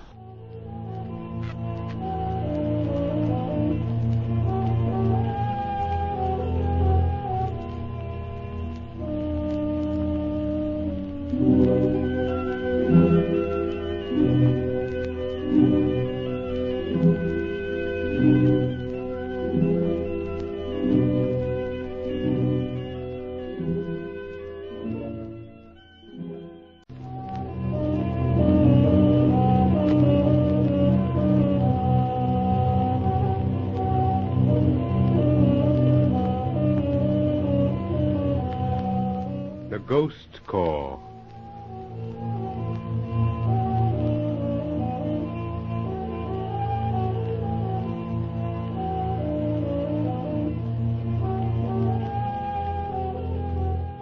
The Prayer Rug of Nana Sahib. A story of freelance diplomacy, intrigue, and mystery in the Far East. Seeking a curious prayer rug stolen from him, K.C. Smith, operative of the Ghost Corps, and Ali, his Arab assistant, have traced it to the forbidden city of Kundra in the Himalayas. With Lakshmini, Rani of Kundra, and Dola Rao, her chief of rifles, he follows Ramdas, the renegade high priest who has fled, taking with him the prayer rug, in the pattern of which is concealed the location of Nana Sahib's legendary treasure. While the Rani and her men go into camp, K.C., Ali, and Chandra, one of her warriors, ride ahead to scout out the trail. Arriving at the Cave of 1,000 Winds, K.C. and Ali proceed on foot to reconnoiter, while Chandra remains behind with the horses. On entering the cave, K.C. and Ali are captured by Ramdas and shown the legendary treasure which the high priest has already discovered. Now that you've found the treasure, Ramdas, what do you intend doing with it? The treasure goes with me, Sahib, out of Nepal. See, we have arrived at my camp. Now, Sahib, one question. You have ridden to the Cave of 1,000 Winds alone, you and Ali. I understand from Dolo Rao that no one rides the road to the Cave of 1,000 Winds knowingly. He didn't want to ride with us. The Sahib evades the question. A direct query calls for an equally direct reply. You and Ali came here alone. That rash old fool Dola Rao and the willful Rani did not accompany you? You see that we're alone. You'll find our horses over there beyond the bend in the road. Good. They will take you back to the Rani when my men have finished with you. Chairman, heat the skinning knives well. You will see presently, Sahib, how the skin may be removed from a living human body.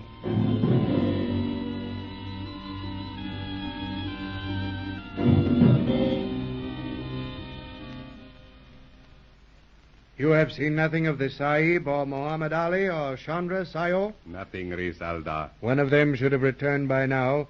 If the Sahib and Ali remain to watch, Chandra should have been sent back. In 2 hours it will be dawn. One horse, ridden in haste, Rizalda. It will be Chandra. The Sahib has no doubt remained behind. Karo, Chandra! Rizalda. Yes, what news? The Sahib? The Sahib and Muhammad Ali are taken. They are prisoners of Ramdas. Prisoners? How know you this? The Sahib and Muhammad Ali ordered me to remain behind with the horses. They went alone and afoot into the cave. Rash men. They entered the cave alone. And where is Ramdas camped? Before the entrance to the cave.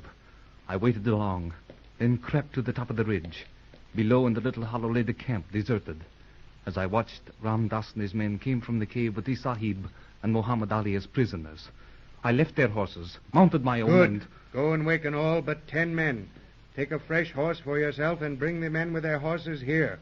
Warn them to make no noise in leaving camp. The Rani must not be disturbed, understand? Hearing and obeying. Go then and return as quickly as possible. Bring my horse. I leave the Rani in your care, Sayo. Aye. You and those who remain to watch over her will guard her with your lives. Do not permit her to leave camp without an escort. Obeying, Rizalda. And what shall I tell her when she awakens? Tell her anything. Anything but the truth. Tell her I've taken the rifles into the hills to reconnoiter. Tell her I will send word when she is to follow with the remainder of the men. Aye.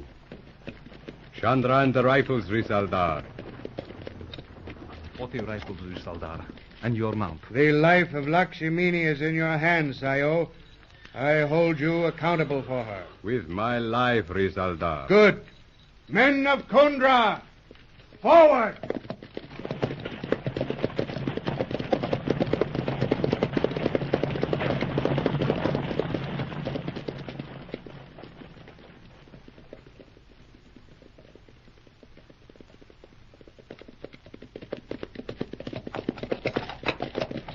There, Risaldar. Against the blackness of the sky, one may see the rocks beside the trail. Beyond is a slight ridge. The camp of Ramdas is there. Dismount here, men. You, Hassan, remain here with the horses. Hold them there behind the rocks off the trail. Now separate and surround the camp. When I give the signal to attack, go forward. We attack at once, Risaldar. That depends on what Ramdas has done or will do with the Sahib and Ali. As long as neither are harmed, we shall wait until dawn.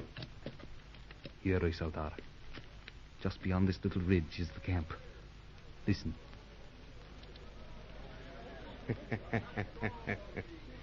No guards on their back trail, and none to protect their camp. One can readily see that Ramdas is not a warrior. Look. Ramdas with the Sahib and Muhammad Ali and the guard. There by the fire. And the men? There, just beyond the camp. One may make out the cliff and the mouth of the cave of 1,000 winds. The men are on the ledge before the cave. What are they doing? By Rama. Look, Chandra. They come from the cave with sacks of goatskin and chests. The treasure of Nana Sahib, Risaldar.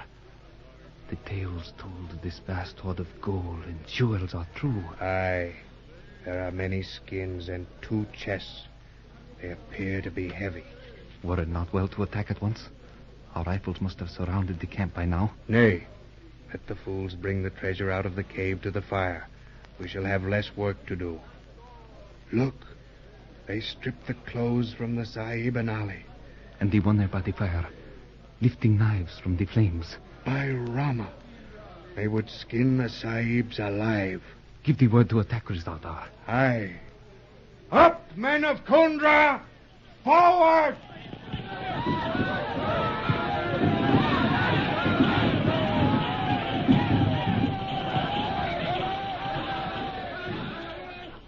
Ramdas and his followers stood in momentary frozen consternation. Then, dragging the heavy sacks and chests, several spring toward the grouped horses. Dola Rao's attackers have already placed themselves between the renegades and their mounts and rush to meet them with savage yells. Almost immediately, the battle becomes a hand-to-hand fight between individuals. Rifles are quickly emptied and tossed aside. Swords and knives take their place, and the clash of steel on steel supplants the rattle of gunfire. If my hands were unbound, I would like nothing better than a chance to meet that Hindu dog Ramdas. You wouldn't have the chance. Look, he's running, trying to reach those horses. If they don't get him now... Dola here! Aye, the dogs are beaten, Sahib.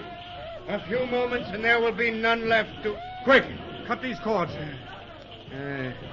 There, Sahib, you're free. After you've freed Ali, both of you go on with the cleanup. When you've finished, take prisoners and treasure to our camp beyond the pass. And you, Kasi? I'm going after Ramdas. I'll come back when I finish. Come, Ali. We follow the Sahib. He needs no assistance, friend. He will bring Ramdas back alive or dead. But give me a good sword that I may strike a blow for Lakshmini. Here, then, one of mine. And we, men of Kundra, take no prisoners.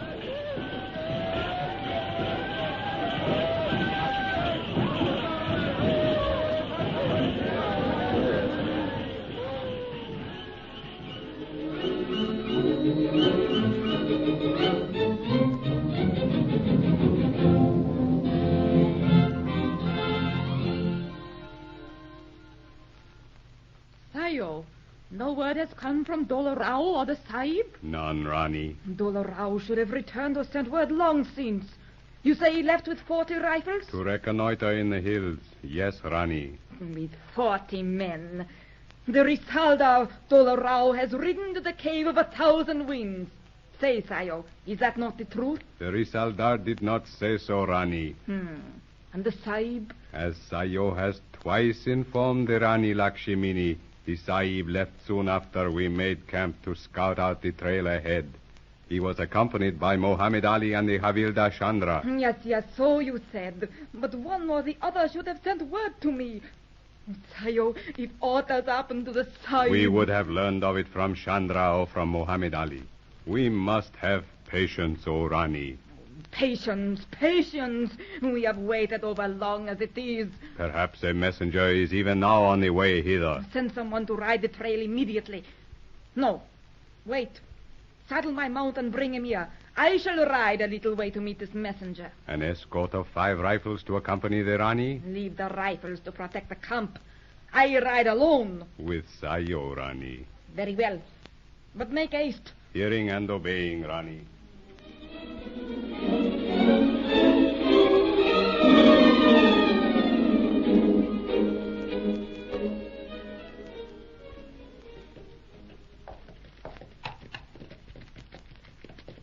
The Rani Lakshmini would be wise to turn back. We have ridden far from camp. But the messenger, we have encountered none. No, we will ride on a little further. As Lakshmini wills. It is perhaps that the messenger has reached camp by another trail. Oh, there are no other trails. He would have to come by this one. Unless he came from the hills. Stop! What is it? Listen. The messenger. You see, Sayo, as we turn back. Look, here he comes, round the bend in the road. He rides fast, Rani. It is Ramdas. He has a rifle. Sayo, shoot! Shoot quickly! Aye, by Rama, the dog!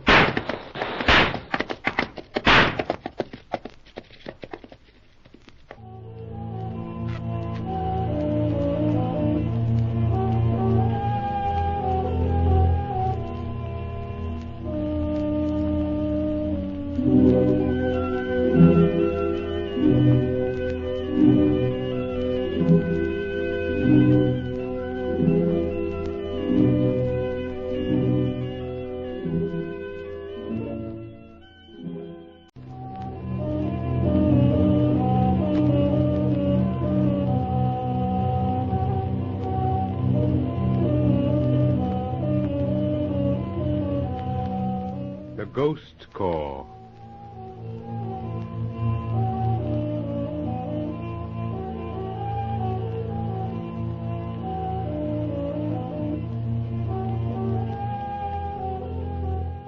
The Prayer Rug of Nana Sahib. A story of freelance diplomacy, intrigue, and mystery in the Far East. K.C. Smith and Ali, operatives of the Ghost Corps, frustrate the plot of Ramdas, High Priest of Kundra, a forbidden city in the heart of the Himalaya mountains, to poison the Rani Lakshmini. With his followers, Ramdas flees to the cave of 1,000 winds. The Rani, with K.C., Ali, Dola Rao, and a troop of fighting men, follows.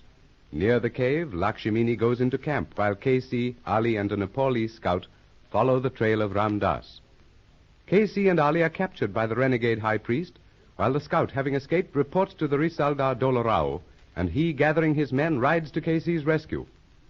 During the fighting, Ramdas escapes, with K.C. riding in hot pursuit. The Rani Lakshmini, meanwhile, rides out on the trail accompanied by one of her men.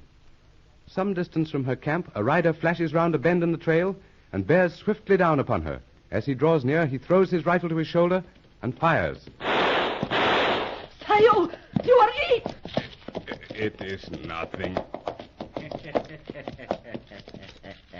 Ramdas is fortunate indeed to encounter Lakshmini on the trail. You are wounded, Sayo. Dismount and help him. Sayo needs no assistance. He will soon be beyond help. Then help him to his horse and return with us to our camp. Make haste. No. Lakshmini and Ramdas ride not to the Rani's camp. Instead, Lakshmini will accompany me, and she will come willingly or by force. You dare lay your hand upon your Rani? Dolarao and the men of Kundra will tear you to bits. Traitor! The Rizalda and his men, as well as the Christian Sahib, are in no position to tear anyone to bits. They will soon be food for the dogs. The Sahib? What do you mean? The Sahib, in whom the Rani appears to be much interested, is dead. Killed by the hand of Ramdas. But come, we waste time. Do not touch me, Ramdas. And take your hand from that bridle. Come, Lakshmini. This little trail into the hills. You would knife me, thou cat. Give me that blade. Traitorous dog! Let me go! Now to bind those pretty hands, my Rani, and then the little mountain trail there, to a place which Ramdas alone knows. So, now come.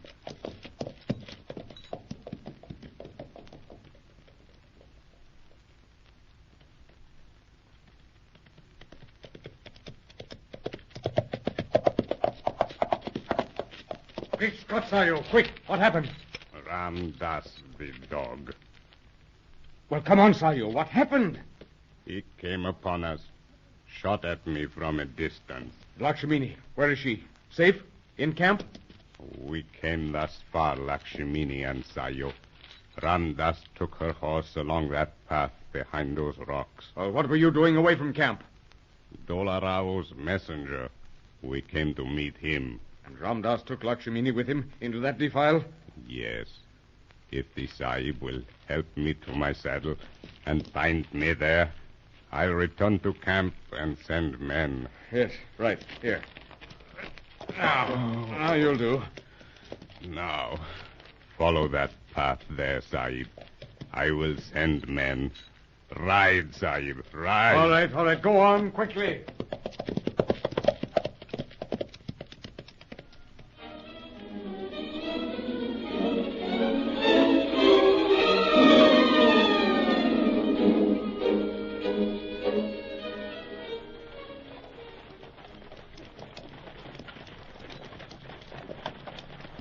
We should not have allowed the Sahib to ride alone after Ramdas, Ali, my friend. He will have arrived at camp long since, with Ramdas as his prisoner. Better for the dog if the Sahib had put him to death.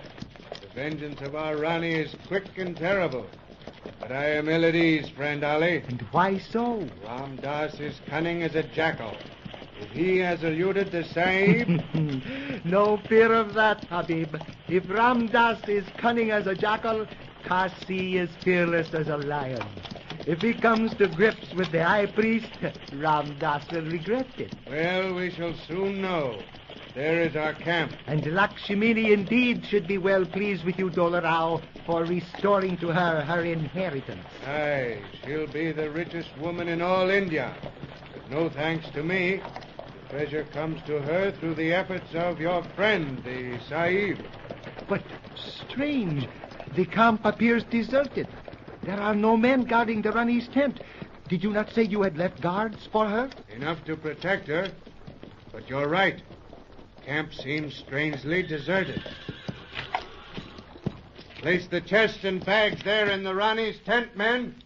Sayo, Hassan. Rama, none answer. There is no one here. Here is Sardar. I am here. In the tent, Dolorao. Sayo, the Rani, where is she? Ramdas Risaldar. What of Ramdas? Speak, man. Lakshmini is in his hands. Lakshmini? A prisoner in the hands of Ramdas? Thou dog, thy worthless life shall pay for Hear this. me, Risaldar. The Rani waited for your message. When you did not come, she insisted upon riding to meet him. On the trail, Ramdas surprised us. Before I could raise my rifle, he had shot me. And the Rani? Where did he take her? A little side path, some miles from here, on the trail to the Cave of 1,000 Winds. The trail leads north into the hills. And the Sahib, Kasi Smith. Ramdas and the Rani were barely out of sight when the Sahib came. He followed Ramdas after binding me to my horse. And where are the men? Gone after the Rani, eh? Aye. My horse brought me here, and I sent the men to follow her, Isaldar. How long since? Not more than 1 hour. Lal Singh, 10 men. Ali, you ride with us. Of course. But wait. That bag of treasure lying on top there. It has broken open. By the gods of Kundra. Cut open those bags, Lal Singh. Break open the chests. The treasure of Nana Sahib indeed. Rocks, stones, broken iron. For which so many have fought and died. And my friend Kasi. Aye. Mount, men of Kundra, and follow me.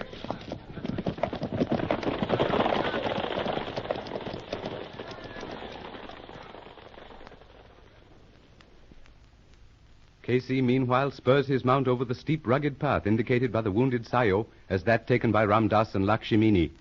Rounding a sharp turn, abruptly he comes upon 2 riderless horses. One he recognizes as that belonging to Lakshmini, the other as that used by the renegade high priest in his escape from the beleaguered camp. Some 30 yards ahead, abutments of rock from both sides of the cliff trail form a natural gateway to the trail beyond. Directly above is a flat ledge. Great place for an ambush. If I can get up to the top of that ledge, see anyone hiding behind those rocks in the path beyond. There goes.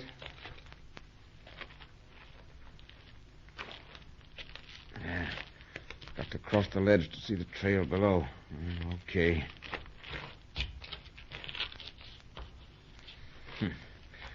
Not a soul in sight. Now, where the deuce... What? Salam, Smith, Sahib. You didn't get far off the main trail, did you, Ramdas? Nay, Sahib. Remain as you are, seated. And throw your rifle down over the ledge. You hear, Sahib? The rifle, or I shoot. All right. Have it your own way. Much better, Sahib. Now we may converse with less danger to yourself. I did not come a greater distance since this spot answers my purpose fully. Yeah? You're doing the talking. What do you want? It appears that I am still in a position to treat with the Sahib. Treat? What do you mean? The Sahib's life and that of the Rani is in my hands. It is not my wish to cause the death of either. Yet there appears to be no alternative, or has the Sahib something to suggest? Where is Lakshmini? Not far from this spot and unharmed. The little opening behind me is another entrance to the Cave of 1,000 Winds, and known only to myself. You have Lakshmini in that cave? Perhaps. But I repeat, has the Sahib anything to suggest in the way of an amicable understanding between us two? What do you suggest? I am in a position where retreat is impossible, as the Sahib may well understand. That's your fault. Neither the Sahib nor the Rani are in a position to make terms. You must accept those I offer. To refuse means death. I see your point. We can do no less than accept.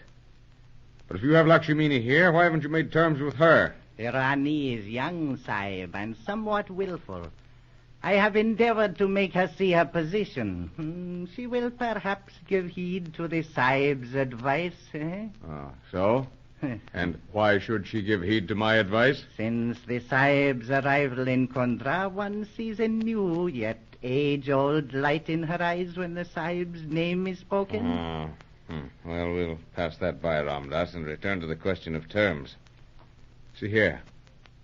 How do you intend dealing with Dola Rao? Quite simply. You will convince the Rani that she must inform him through you, and then you see... You're too late, Ramdas. Look, coming up the trail. Dola Rao, Ali, and the rifles of Kundra. Stand up, Sahib. Stand up quickly. Come into this opening. Yeah, you should have kept your eyes on me, my friend. I've got you now. Hey, dog, not...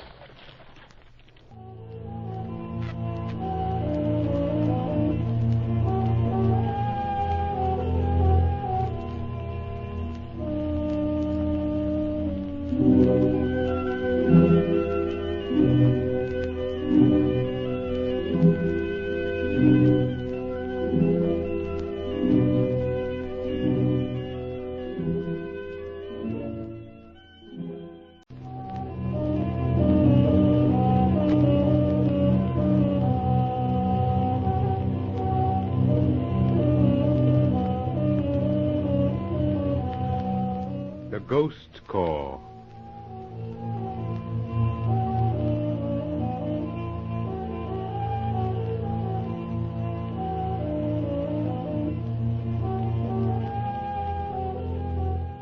The Prayer Rug of Nana Sahib, a story of freelance diplomacy, intrigue, and mystery in the Far East. Following the attack by Dola Rao and his Nepalese hillmen upon the camp of Ramdas, they transport the treasure to the camp of the Rani Lakshmini, where they discover the bags and chests to be filled with stones and scrap iron. From Sayo, the Rani's wounded guard, they learn of Lakshmini's capture by the high priest and of Kesi's pursuit.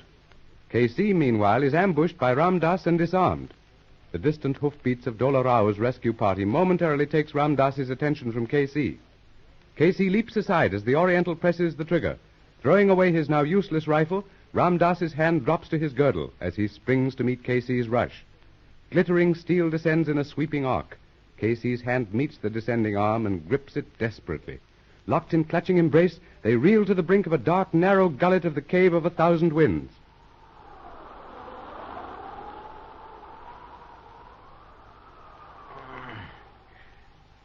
Hands and feet bound. Wonder where I am. Kasi, Sahib. Lakshmini. What are you doing here? Where are we? Somewhere in the Cave of 1,000 Winds, Kasi. Oh. Ramdas brought me here, then returned to the little opening up there to await you. I told him you would come. Untie my hands, can you? No, Kasi. Mine are also bound. When you fell with Ramdas, you struck your head on the rocks. He bound your hands and feet. Too bad the fall didn't break his neck. Where is he? Up there, watching the trail. Did he tell you that Ali and Dola Rao rode up just as I jumped him? Yes, but they will not find the opening to the cave. No, I'm afraid not, unless they get up on the ledge. However, give Ali time and he'll find... By Jove. What is it, Kasi? This is the first time I've seen you without that black yashmak covering your face. Yes, Kasi. You are very beautiful. The men of Kandra, all but two who remain on the trail below, have ridden away, Lakshmini. The Sahib is awake. He has been unconscious for some time. I must have been to let you get the upper hand. You know what he wants, Lakshmini? The treasure. He says he found it in these caves. I do not believe him. He found it all right. Took it out of the caves into his camp. Then Dola Rao came along and took it away from him. It is true then, Kasi? The treasure is found? Yes, I saw it in these caves. I counted 12 large goatskin bags and 4 chests, and I suppose by this time that it's under guard in your own camp. Then if Dola Rao has it in his possession, he will never relinquish it to Ramdas. Which will be unfortunate for you, Lakshmini. Unfortunate for both you and the Sahib. How about a couple of sacks, Ramdas, and one of the chests as your share? As I remarked a little while since, neither the Sahib nor the Rani are in a position to make terms. It is for Ramdas to state what he will accept. Death for the Sahib if Lakshmini refuses my terms. She will accompany me to Kathmandu to guarantee my safe conduct and transportation of the treasure. Wait a minute. You said back there on the ledge, Ramdas, that I was to carry the Rani's message of capitulation to Dola Rao. Now, just what did you mean? The Sahib will carry Lakshmini's instructions to Dola Rao to deliver the treasure to a place I shall designate in Kathmandu. The Rani will accompany me alone to that city, thence to the border of Nepal. When I and the treasure are both safely out of Nepal, Lakshmini may return to Kundra. Otherwise, Lakshmini, we both die. That's it, isn't it, Ramdas? The Sahib has stated the facts briefly and clearly. If the Sahib's life depends upon it, to Ramdas, then I give my word. Hold it. I don't agree to your terms, Ramdas, as far as I'm concerned. If you've ever played chess, my friend, you'll know your king's in check as well as ours. Stalemate, Ramdas. Stalemate, Ramdas. If you kill us, you will never leave the Cave of 1,000 Winds alive. Then, my Rani, we shall die here together. I shall unbind your feet and those of the Sahib that you may walk. And where do we go? Into that tunnel, to the cavern of the wind gods, where it may be that the Rani will change her mind. Come, walk before me. I will carry the torch.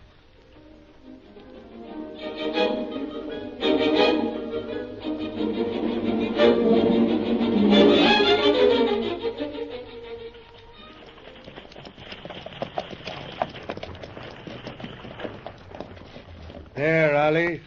The mouth of the cave of 1,000 winds.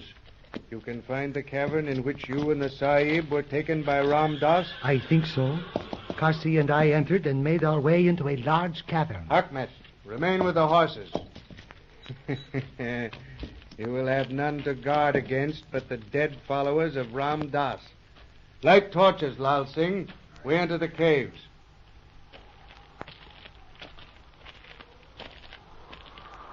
It seems, Dola Rao, that we beat the devil about the bush.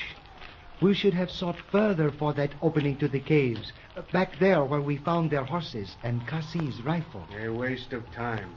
I do not know that there is such an opening, though I've heard of it. Yet you are certain Ramdas is in these caves? I have told you Ramdas is cunning. I am positive that he knows the caves and has no fear of them. If there is another entrance, he would know of it. Where else could he have gone? No doubt you are right. Those 3 riderless horses prove your contention. If Ramdas or Kasi show themselves, the men will know of it. Aye, they cover the rear entrance, wherever it may be, and we cannot fail to find them or their bodies. This is where Ramdas trapped us. The treasure was here? No, Dola Rao. A little further, in a large cavern. This way. Strange about the treasure. Is it possible that these bags and chests filled with stones could have lain here these many years? Or could it not be that someone has long since found the real hoard and left the bags of stones in its place? I had thought of that. Or perhaps that old fox, Nana Sahib, left no treasure at all. If what one has heard of him be true, it would be like him to perpetrate such a fraud upon his granddaughter and his followers. Aye, 'twould be like him. Yet from my own father, who fought with him through the rebellion and fled with him from the vengeance of the British, I've heard of the great treasure he brought with him to this country. Ah, there, in that deep niche, is where the bags and chests laid. But let us go further into the cave.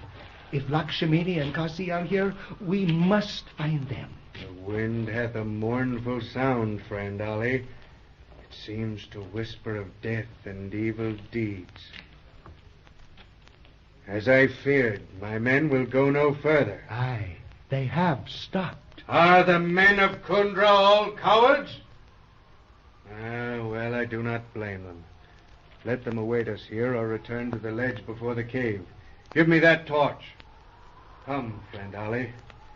We too will go on alone. Aye, another torch here. So, I shall go first, Risaldar. As you wish.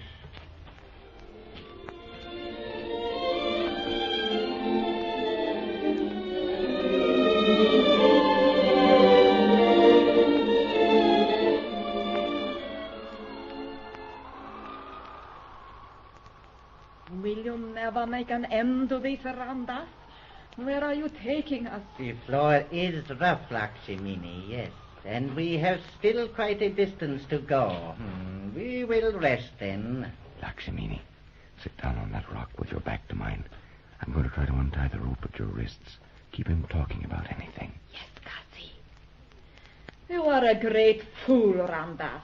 Why do you not accept the Sahib's suggestion of 2 bags and a chest of the treasure? For the reason, Lakshmini, that I am in a position to demand more. A great deal more. Nay, Ramdas is not a fool. But with 2 bags of gold and a chest of jewels, you will have enough and be free to go where you will. Move your arms a little, Lakshmini. Perhaps I would be satisfied with 2/3. Keep it up. You've got him bargaining. Oh, 2/3 is too much. But you may keep 1/4. I can move my arms more 3 freely. bags and 1 chest are not enough. I shall accept no less than 1/2. 6 bags and 2 chests. Come, you have rested long enough. Oh, a moment. There is no need to hurry. As you say, we have plenty of time. I've got it. My hands are free. 6 bags, Lakshmini, and 2 chests. Come, what do you say? Now untie the knot at my wrists if you can. Oh, say you, Kasi, half the treasure for Ramdas? No. 1/4. Hurry, Lakshmini. The Sahib speaks as though the treasure were his to dispose of. You are the one to say, Lakshmini. But a woman in love Ramdas, hold thy tongue. Good girl. Now keep the rope round your wrist so he won't notice. Well, let us call it 1/3 then. 4 bags and 1 chests. That is the least I shall... By the gods of my fathers, look there, in that corner. Bags. Chests. Stacked like cordwood. Is it possible, Ramdas, that we've found another treasure?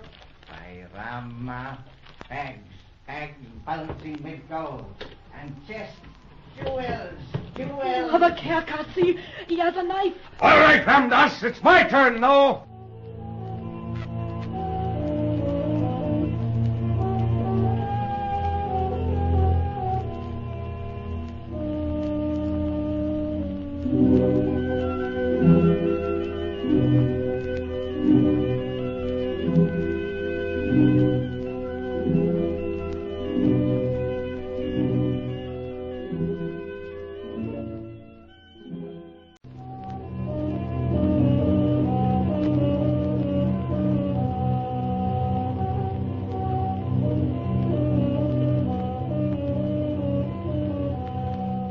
The Ghost Corps.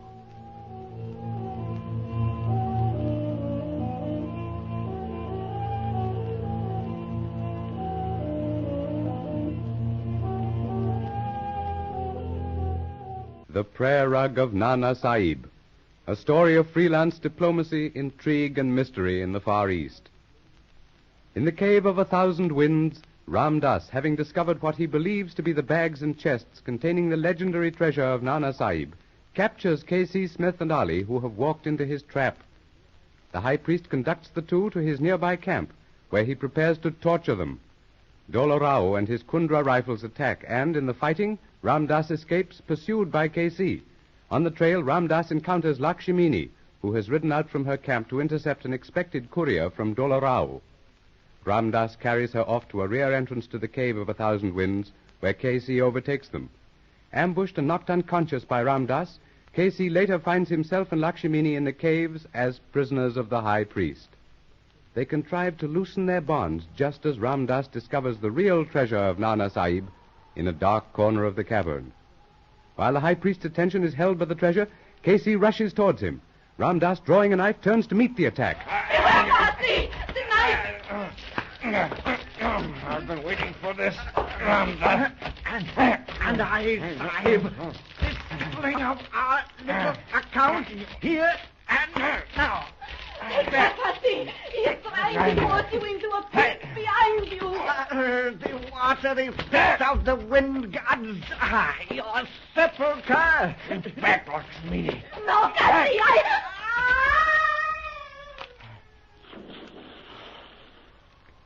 Thanks, Lakshmini. You hit him with that rock just in time. He almost had me. Oh, you are hurt, covered with blood. Scratches. He's gone. Well, come, get away from the edge of that hole. Oh, Kasi, when you fell with him and rolled toward that pit, Oh, it's all right now, my dear. If you hadn't cracked him when you did, that's one I owe you. Oh, no, Kasi. I have only repaid a part of my debt to you for saving me from that poison drink. Call it quits, then, if you like. Now we'll start all over again, huh? Let's have a look at that stuff in those bags and caskets over there. I'll get a torch. But I do not understand. Did you not say something to Ramdas about a second treasure? I don't get it myself. He found a lot of bags and some chests in another part of the cave. Perhaps that was only part of the treasure. It may have been divided and planted in separate places. Come on, let's have a look at it. There's plenty of it. Yes, Cassie. There seems a great deal. That's putting it mildly. Why, with that treasure, you'll be... Look, 20 bags and 8 caskets. You're a lucky girl, Lakshmini. Now, what's the matter? You don't seem the least interested. Why should I be, Cassie? But great Scott! Here you found a treasure the Lord knows how much is worth, millions at least, and you're not even... I did not find it, Cassie. Nor am I greatly interested. You're not interested? No, Cassie. Not unless... Unless what? Unless you divide it with me. Unless I divide... Oh, I see. We've got to find a way out of this, Lakshmini. And the treasure, Cassie, my friend. We'll talk about that later. Come, we'll go back to that rear entrance. As the side will. Let's see. This looks like the tunnel we came through. Let's try it. I do not think this is the way, Cassie. The tunnel we came through with Ramdas was not so wide. Nor was the floor so smooth. I guess you're right at that. You don't suppose we could be lost by any chance? Wait, Cassie. Listen. It is useless, Ali, my friend, to seek further. They are not to be found. We ourselves will be fortunate if we can retrace our path. A little further, Dolarao. We're all right now, Lakshmini. Ali! Dolarao! Voila, they are found. Kasi! Here, Ali! There they are, Lakshmini. Kasi, Habib. And the Rani, Dolarao. Praise Rama, you are both safe. We had given up hope. But Ramdas, where is the dog? Dead, Dolarao. He fought with Kasi and... He fell into a deep pit filled with water. He's just an unpleasant memory now. A fitting conclusion to his ill-spent life. And all because of a number of bags filled with stones and pieces of rusted iron. How, Dolarao? Bags with stones, rusted iron? The treasure bags and caskets of your illustrious grandfather, Lakshmini, and which Ramdas found in these caves, proved to be filled with stones, gravel, and pieces of iron. What's that? The bags you saw in Ramdas camp were filled with... You are amused, Kasi Sahib? Amused? Oh, that old fox Nana Sahib. This is good. What a laugh he'd get out of Ramdas if he knew. But the treasure we found, Kasi. Wait a minute. I get the idea now. Nana Sahib planted those bags and boxes of stone in a conspicuous place just inside the entrance to these caves because he knew that anyone with temerity enough to enter the caves in search of the treasure would stumble over those stone-filled bags and look no further. And why so, Kasi? Why, because they'd conclude there wasn't any treasure at all. That the legendary treasure of Nana Sahib was... Come here, you two. Lakshmini and I have something back here we want to show you. What have you found, Kasi Sahib? You'll see in a minute. It's only a few steps. Look out for that hole, Ali. If you tumble into that, you'll join Ramdas. Look over there, stacked against the wall in that corner. By the great god Rama. There, my friends, is the real treasure of Nana Sahib.